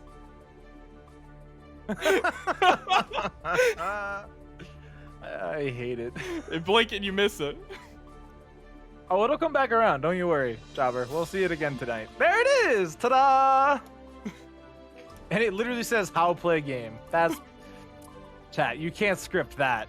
Tong might have the bracket scripted, but you cannot script the flash news. Here we go. Hotashi is hopping back up onto the sticks now. Gonna jump into the next game. one apiece, chat, and it is honestly so insane that these players are at this point of the night, right? Like, we've talked about how we've been commentating for 4 hours now. The players have been playing Guilty Gear for 4 hours now. Yeah, it takes a lot of mental fortitude to push this far with the level of competition that we have had so far tonight. That was such a smart unturn into the forward throw. Tries to do it a second time, and they just spend a little cash, and it works. Great interrupt. That 5K might be 7 frames, but it works. Oh. Wow, stagger pressure, but a beautiful throw punish there from Hotashi. Able to break the wall as well, putting themselves into level 3 blood. And there comes the blood rage, but they don't even get a chance to pop because of the throw from Razzo. And I mean, other than game 1, Razzo's been looking back to that unstoppable self. As I say that, but they just get annihilated. Yeah, super through the wall. That's going to save Hotashi from popping into blood rage here. Going to give them that little bit of blood back in a really good position with a hard knockdown. Fukyo forward. They were baiting out a flash kick. But look at that. The level 2 blood. Just able to get so much range out of it. The Fukyo forward. That was a nice little confirm there as well. Kept it going, too. Yeah, I mean, 5P, 5P, 5K.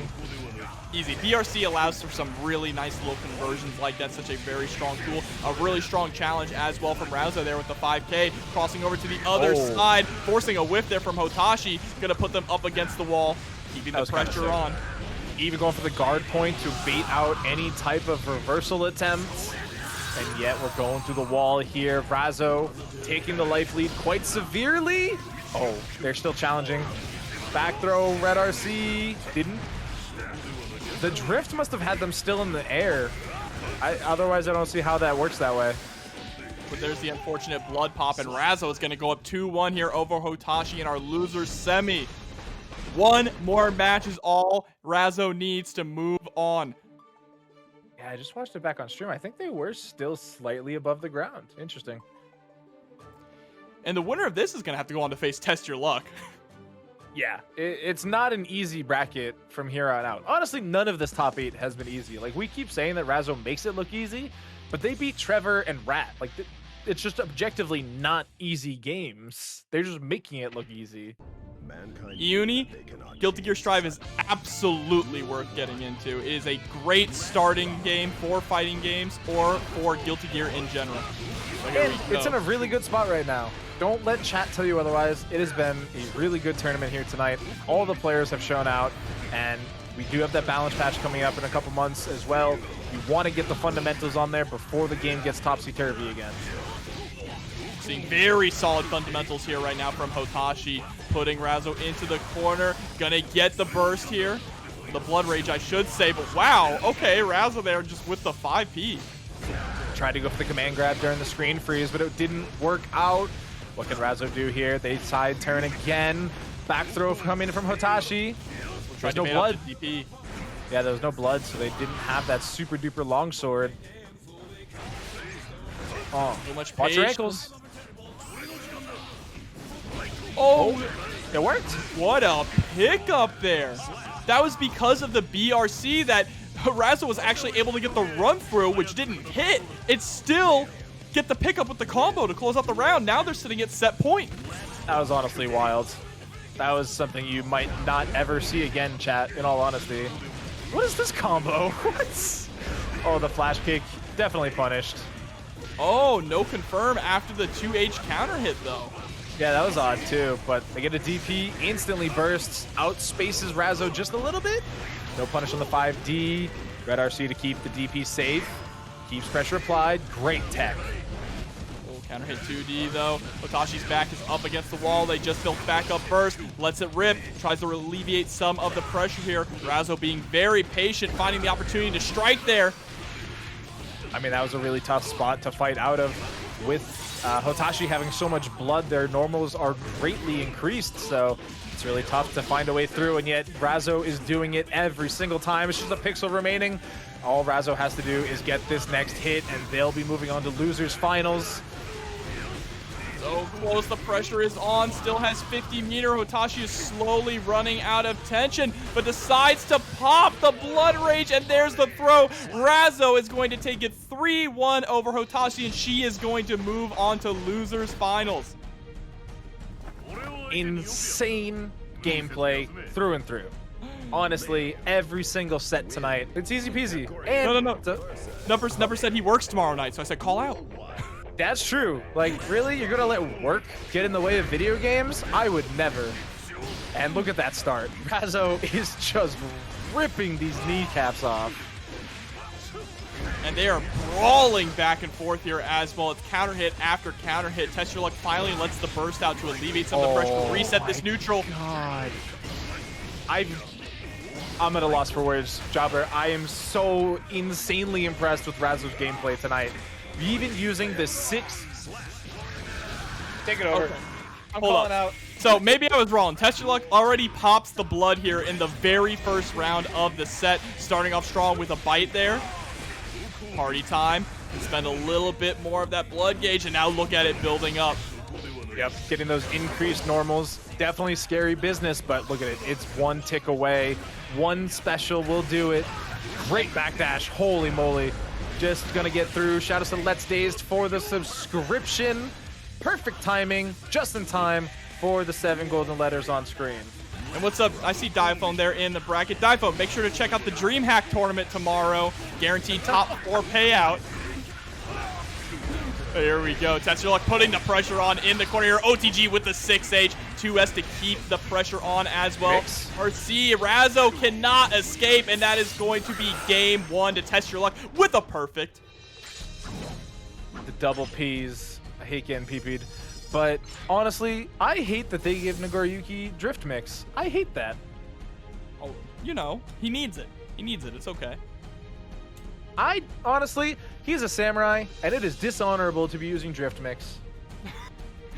Dishonorable to drift? Maybe he's into Initial D. You ever think about that one, Doctor? Maybe he's from Tokyo. Oh, Heavy Day, best song? I agree. Heavy Day's pretty good. But all right, here we go. Looks like Razzo taking a second to breathe, and then going to jump right back on the sticks. And jumping straight into game number 2. Game number 2. That was only game 1? Holy. Yes, that was only game 1 here. I thought we were 1 apiece, honestly. It's lightning how quick these games are going. Another counter hit coming for the knees. Yeah, Listen. That was the beautiful chase down from Razzo with that 2D. Now has Testyourluck locked down in the corner, putting on the pressure. You see Testyourluck spending that meter to try and FD out. Notices they got switched to the other side, so they burst actually to make sure that Razzo stays in the corner. Very good awareness there from Testyourluck, but is it going to pay off? Listen, if this is the NFL, we'd be getting yellow flags all over the place for Razzo's chop blocks. Like, it's insane. Overhead? Oh, you can't be doing that. That's rough on the passer. And Razzo was able to take that round without having to spend their own burst as well. Very valuable, trying to chase down this time with the 2K at round start. Definitely some good stuff. The counter trades, I have to say, they'll almost always go in favor of the Nagoriyuki. Like, the damage is just so high. But, oh, great backdash. Dodges out on the guard crush. Sets up with the projectile. Razzo has been so on point with all of these 2D whip punishes here. Anytime Testyourluck throws out a button willy-nilly, Razzo is ready for it, runs forward, and goes for the 2D. The counter hits. They're literally seeing the Matrix, Jobber. There's no other explanation. Tying it up 1-1 here in our losers final set. You could tell Razzo is hungry. They want their run back against Nupperz. They want that Matcherino money. They're fiending for it. They see the numbers. They're reading between the lines. She is playing out of her mind tonight. Nobody can stop her. Nobody. Except for Nupperz. But, you know. But we're going to have to see. I mean, Razzo is powering up through this entire tournament. The longer they play, the stronger they get. There is another 2D there at round start. Wasn't that nerfed this patch, too? In all honesty? Yes, it was. It's still a great button. Crazy. Oh, there's the counter, though. That was that 2S. finally coming through there for Testyourluck. Tap dust into the red RC, through the wall we go.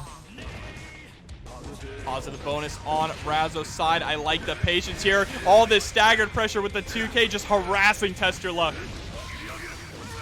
Just keeping it in the back of their mind that, hey, I will counter hit you. Don't you worry, it's coming. Taking that round very quickly here. Only 68 seconds left on the clock. Oh, that was kind of filthy. Round start clone into command grab, but again, countered. I'm gonna have nightmares about this. In the wake, flash kick there from Razzo. Tries to set up the meaty fireball, but Testyourluck in a burst doesn't want to hold any of that mix up here. Mukio forward, triple slash series, just blocked all the way. Testyourluck having to spend the meter to keep it safe. And again, we're starting to see more of that 2S coming in from Testyourluck. That said, it doesn't do anything if you can't protect your head. Guard crush, guard crush. Oh, I thought they were doing it a third time. Yeah, but the 5P press out though. Testyourluck so ready for it. Face into the dirt.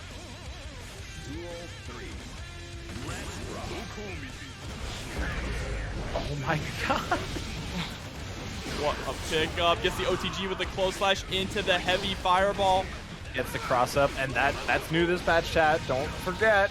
Definitely taking full advantage of all the tools that Leo has to work with right now. Burst is definitely on the table in just a second. Active, immediate.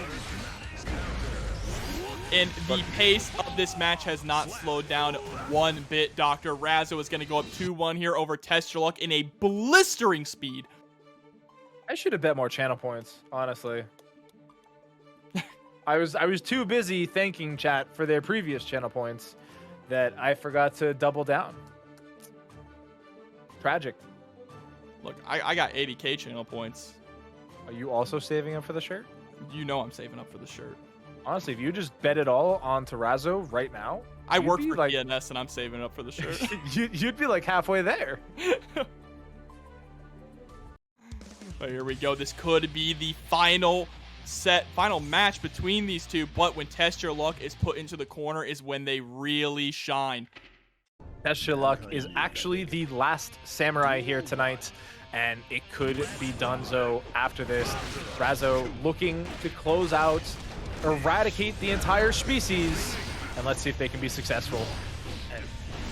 And they're just getting clipped with their ankles here, whether it be 2D or 2K. Razzo turning it around. It looked like Testyourluck was starting off strong, but the moment that they give Razzo any breathing room, they just start smothering them. Completely overwhelmed. There's really no other word for it. The tempo that Razzo is playing at is not manageable. Like, this character does not have the tools to deal with Leo at this pace. Yeah, and she is at set point now, ready to close this out and move on to grand finals. But Testyourluck able to get a little bit of a pickup. Counter hit Beyblade with that mortal counter. Goes all the way to the wall. Doesn't want to break it though. Wants to hold on to that positioning. Oh, the trade. Trade? Never mind. We're not trading anything except health bars. Counter hit again. Nice backdash. Ooh, that'll do it. Right? JK.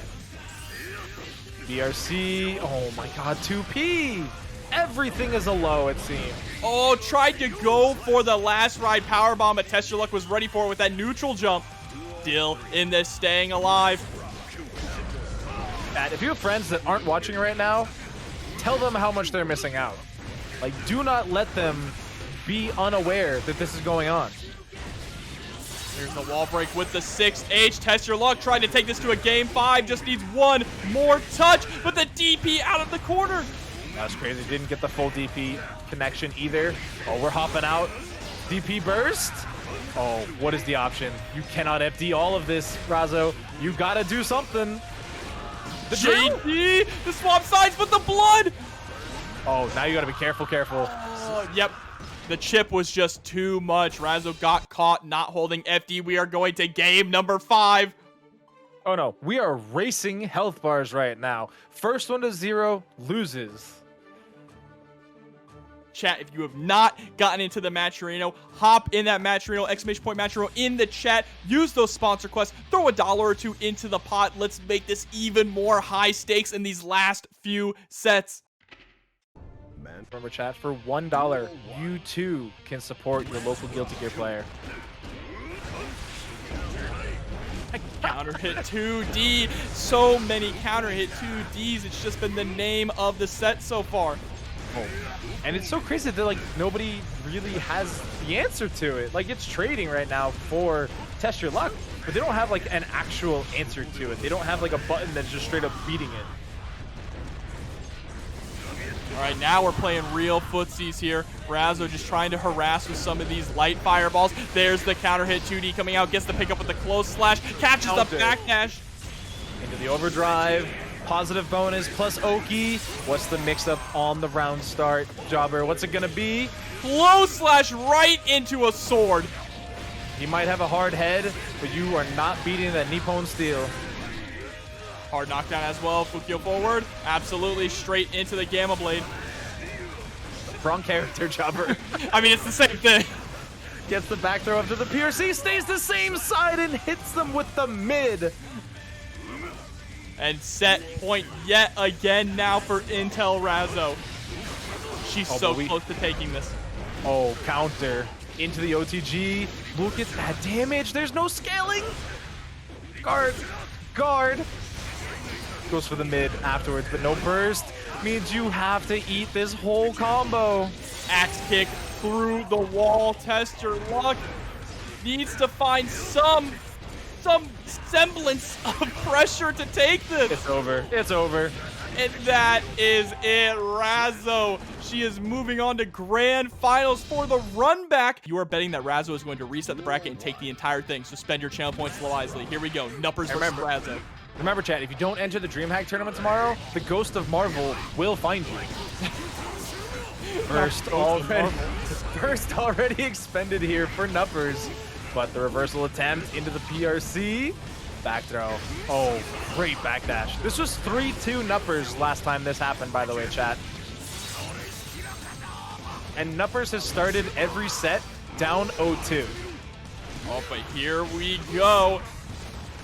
Just goes for the hard knockdown there into an empty jump trying to throw, but Razzo was ready for it. A 5K, gonna catch Nupperz jumping, gonna take the first round. Round one in the books. Stomp. But it's just a slash forward. JD, always a problem. It doesn't matter who you play, you gotta pay attention to it. Leo, no different. Yeah, that Kara Behemoth leads to a real tick throw situation. Ooh. There's the double overhead, break him through the wall, not quite enough to kill. And that is a tough thing to beat. I gotta be honest with you, chat. I'm not sure the answer there. But a 2P trade giving the round over to Nupperz, who's not willing to go lightly into that cold night. All right, the DP is gonna come out, crosses over to the other side. Great defense here from Nupperz. What a jump out on the run through as well. Right? Like, you think of the defensive options to beat run through, jump is not the one that I'm opting for. Not only got the jump, but got a JP punish on it as well, which is really crazy. But what's also crazy is the pressure that Razzo is putting on, sending Nupperz through the wall with the pizza cutter, getting that hard knockdown. Yep, even going for the 2P, but JD always comes back, baits the burst. Huge come-up opportunity. Sets up the drone, beats out the flash kick. Just do it again. Yeah. No, they were trying to go for a safe jump there, but it looks like they got a little too greedy. That's going to put Razzo up 1-0 here in this grand final set. And Agent Moose, the DreamHack event should be streamed on DreamHack Fighters. Yeah, I think it's... The Twitter is DreamHack FG. Yeah, I believe it's twitch.tv/DreamHack Fighters. Yes, Fighters with an S, not like Dragon Ball. Duel 1. But game one, Razzo looking to keep the streak alive, but that is not at the start that you wanted, and it continues to get worse. Actually, a well-placed burst there from Razzo as well. Didn't get hit by the 268 Behemoth Typhoon. Oh, but you were not getting out of this. No. You thought wrong. I like the back jump, JD, just trying to cover space on the screen. Yeah, perfect. I know we talk about how great Nupperz pressure is, how incredible some of these setups are, these combos, but the awareness of where they are allowed to press 2P, he is so good at that, so good at defense with this character, and the IBFDs are all on point. And I mean, we talked about it a little bit earlier, how good and situationally good the 2P from Goldlewis is. Like, you need the game knowledge to be able to just whip that out. Otherwise, it is so stubby, you will be punished. And the way Razzo's been playing, they will take your life for it. Razzo has also been really showcasing a lot of IBFDs on that JD, right? Which means that Goldlewis doesn't get free pressure when they JD in. That's enough to do it, yeah. Doesn't even need the tension, just goes for this explosion. And she is just on fire right now, trying to go up 2-0 here in this grand finals. Gets clipped by the overhead. JD coming out again. Caught the backdash with that Behemoth Typhoon. Just caught down.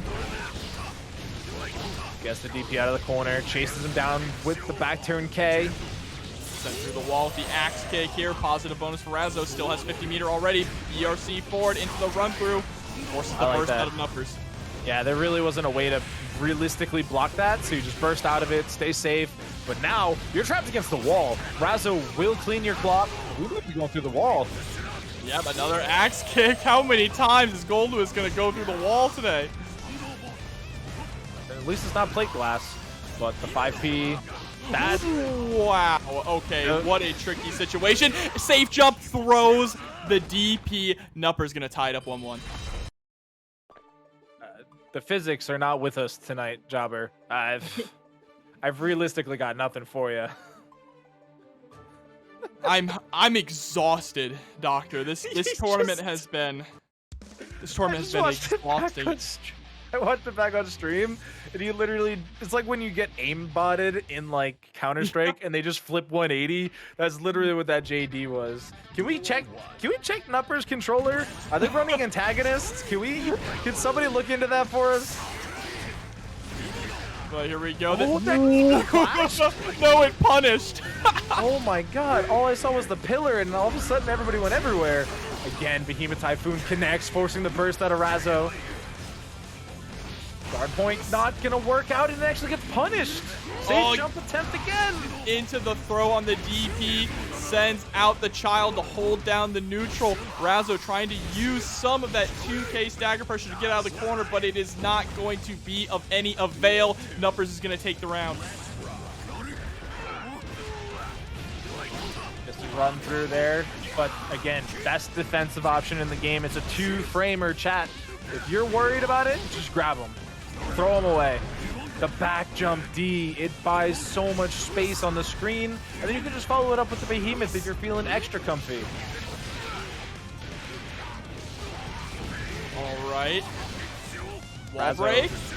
Razzo's really not wanting to go down 2-1 in this set. Not again. Oh no! I wonder where Razzo was trying to press in that situation. You know after the JK comes out that JD is going to follow up. Oh, what a burst. Gets tossed back into the corner though. Oh, is it enough? Is it enough? The PRC? Oh. I felt a super coming out from Nupperz in my bones. I felt the loss of suction in my lungs. I lost it. All right. One round apiece here in game number 3. Razzo really needs this lead. They need the tempo and the momentum to carry them forward into the reset. Otherwise, Nupperz is looking at the total tournament. Back turn, gets caught low. Why are you checking?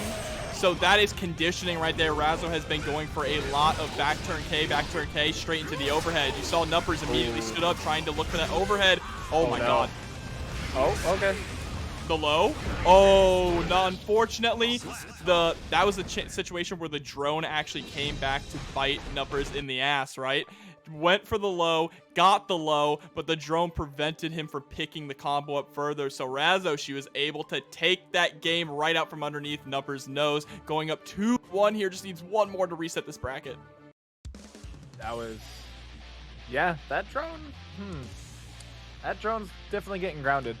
Heading into game 4, Razzo, she's feeling it, right? Like, they've made it so far through the bracket, so many loser side matches.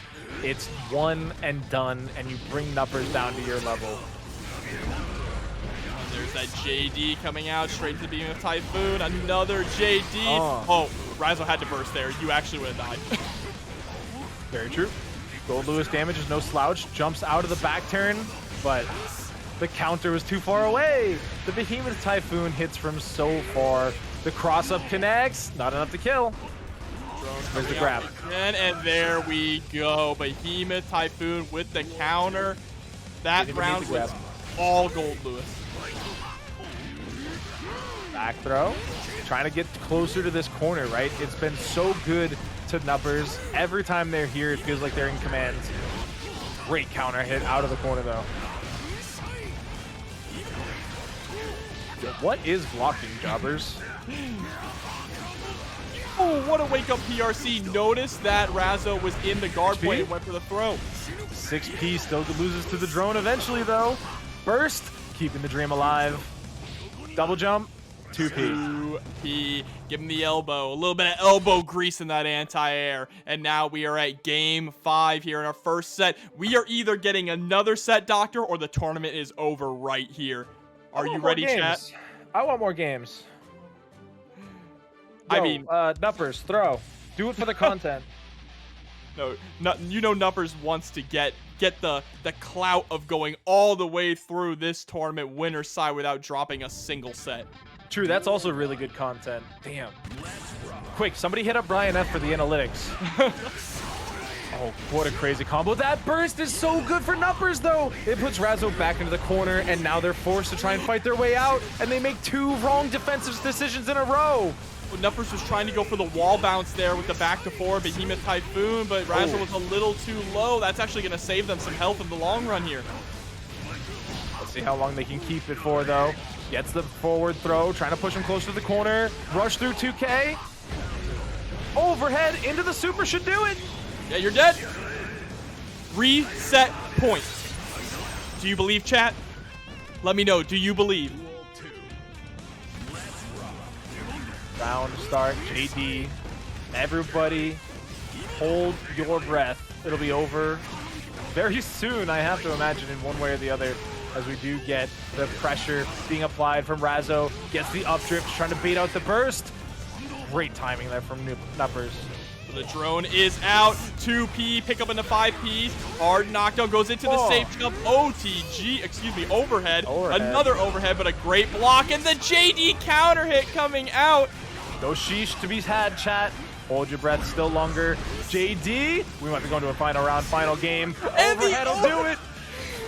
Jobber, it's happening. I am about to explode, Doctor. Here we go. Razzo starting off with a 5P anti-air, putting Nupperz here into the corner. Very strong showing, but the JD to try and escape. What a whip punish with the far slash. 5D into the red RC. There's no burst, which means we're going through. And honestly, that first combo, insane from Razzo. The pickup, nuts. And look at this. Gonna get the counter hit as well. Oh, it's just about there. It's barely a pixel, chat. Next hit will do it. OTG. Oh, and he can't burst because of the wall stick. A perfect Razzo sends us into a grand finals reset. Good old Shin finals coming through, chat. You guys asked for it. Razzo gave it to you. Go ahead and thank him. One more set. We get one more set tonight, chat. One more set of some good ass guilty gear. I am so happy to be here right now, Doctor. This has been an insane bracket tonight. Everybody showed up to play. Everybody's having a good time. Chat is losing their minds. And this is its grand finals reset. Everybody back to 0. Nupperz versus Razzo, both on the loser side. Stomp. Oh, DP is going to get blown up, though, there by the drone. A little too far away to pick up the Behemoth Typhoon. Tries again and succeeds. And I like that. Sets up the drone and then just crouch blocks. Was waiting for the flash kick to come out again. There it is, but he still gets beat by the drone. BRC into the close slash. Okay, set in the corner. Nupperz does have meter. Where's the side swap? Where's it coming through? It's not. First, hold it. And went for the 2H in that situation as well. I love that decision from Nupperz. Yeah, I like that Razzo held the burst too, right? There was no... Like, it would have been a nice hero burst, but I think in the grand scheme of things, it's worth it to hold on to it. Yeah, and spends it in this situation to alleviate the pressure. Oh, no. Not a trade you want to have if you're Razzo. She's back up against the wall again here. BRC overhead into the low immediately. Oh, but didn't get the full link to get the wall bounce. But what's the mix? I like the 6P. Definitely representing, punishing the 2D or JD. Sent through the wall. This is looking like a nice comeback, but the Behemoth Typhoon doesn't actually scrape the ground enough. Oh. Tap dust. Burst has to be on the table. I don't think so. This wall break won't do it, and we're going back to neutral. We've been here before, chat. What's the option? Oh! Razzo, she is a genius. She is a genius, recognizing that Nupperz had full security gauge. So I'm just going to backdash and shoot out a fireball and stuff your startup. Yeah, it's not something we've seen often in the setup here, but it has been once or twice and it's worked out. So nice whiff punish there on the Behemoth Typhoon, sets up the drone, back turn stance, does not care, actually. The drone is irrelevant. Great whiff punish as well. Oh, gets the cross up, goes for the overhead option as well. Goes, catches the backdash with the overhead again. Nope. 2P. Yo. Safe jump back throw. Yeah, that threw the flash kick as well. Razzo still with 100 meter. Gonna spend some of it to get the side swap here. Oh, it doesn't. Oh no. Don't let it happen to you, Razzo. Don't be that person. Forward throw. Oh, you got it. Oh, the throwback and oh no, Nupperz got too greedy and Razzo is gonna go up 1-0 in this grand finals reset here. I respect it, right? It was the 5D after 2 throws in a row. Like, it's just tough because 5D gets beat by so many things. And honestly, that could have been a tech attempt from Razzo, right? Because they literally saw the Goldlewis sprinting at them. They're like, you know what? You threw me twice in a row. I'm about to die. I'll bite. I'll go for the tech. And because it's a 2-framer and it beats 5D tap, you get the back throw and you win. With punish. Go. Sets out the drone again. JP to challenge, but runs right into a wake-up DP there from Razzo. Paces down the backdash again, this time with the mid option. Guard crush. Guard crush counter. Oh. Right into the Berserker barrage to get the hard knockdown on the other side of the wall. You cannot be challenging that. That is not the challenge. Loser's buff, I guess. Loser's bracket buff coming through for Razzo. Honestly, time and again, everything breaks to their side. They're literally coming through with protagonist energy. Yeah, and there's the overhead as well, straight into the pizza cutter in the corner. You know what comes after this. Post slash. Of course, that is what Razzo has been going for every time, keeping it simple. Counter. Had to burst there. It's your final round in this game too. No other option, just let it rip. Sets up the drone again. Razzo's doing such a better job at avoiding it though. But the BRC, what a call out. Not, oh, had enough meter. Oh my God, steals that round away and goes up 2-0. Is it really a steal away if you had the life lead for almost all of it? Well, considering that they picked up with just a tiny little hit and led to death there against a character who with that much health and that much guts, a little bit. Oh, come on. They're only guts 3. But this might be the last match. This might be the last one. This could be the end of our night, Jobber. It could all end here. It's all up to Razzo, honestly. If they're feeling kind enough to let Nupperz get a game in this reset, now would be the time to do it. But honestly, I don't think we're getting that kind of kindness tonight. We are closing in for the kill. Yeah, just so hungry. Like a shark smelling blood in the water. Razzo is not letting Nupperz have any room to move here.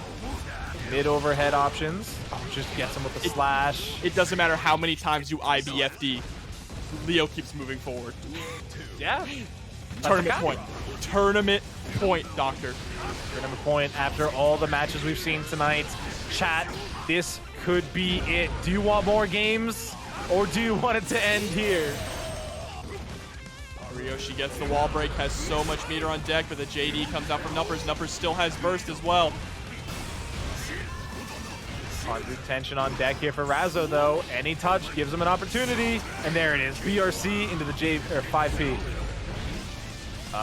Parries Nothing. the drone there, but tried to parry Goldlewis again and wasn't quite able to. Goes for the big overhead, not quite enough to kill. Oh, but they're just letting it rip. The drone doesn't matter. It evaporates. And the PRC, is that going to be enough? That is enough. That could do it. That is going to do it. You are dead with the Razzo Warbreak. takes the tournament.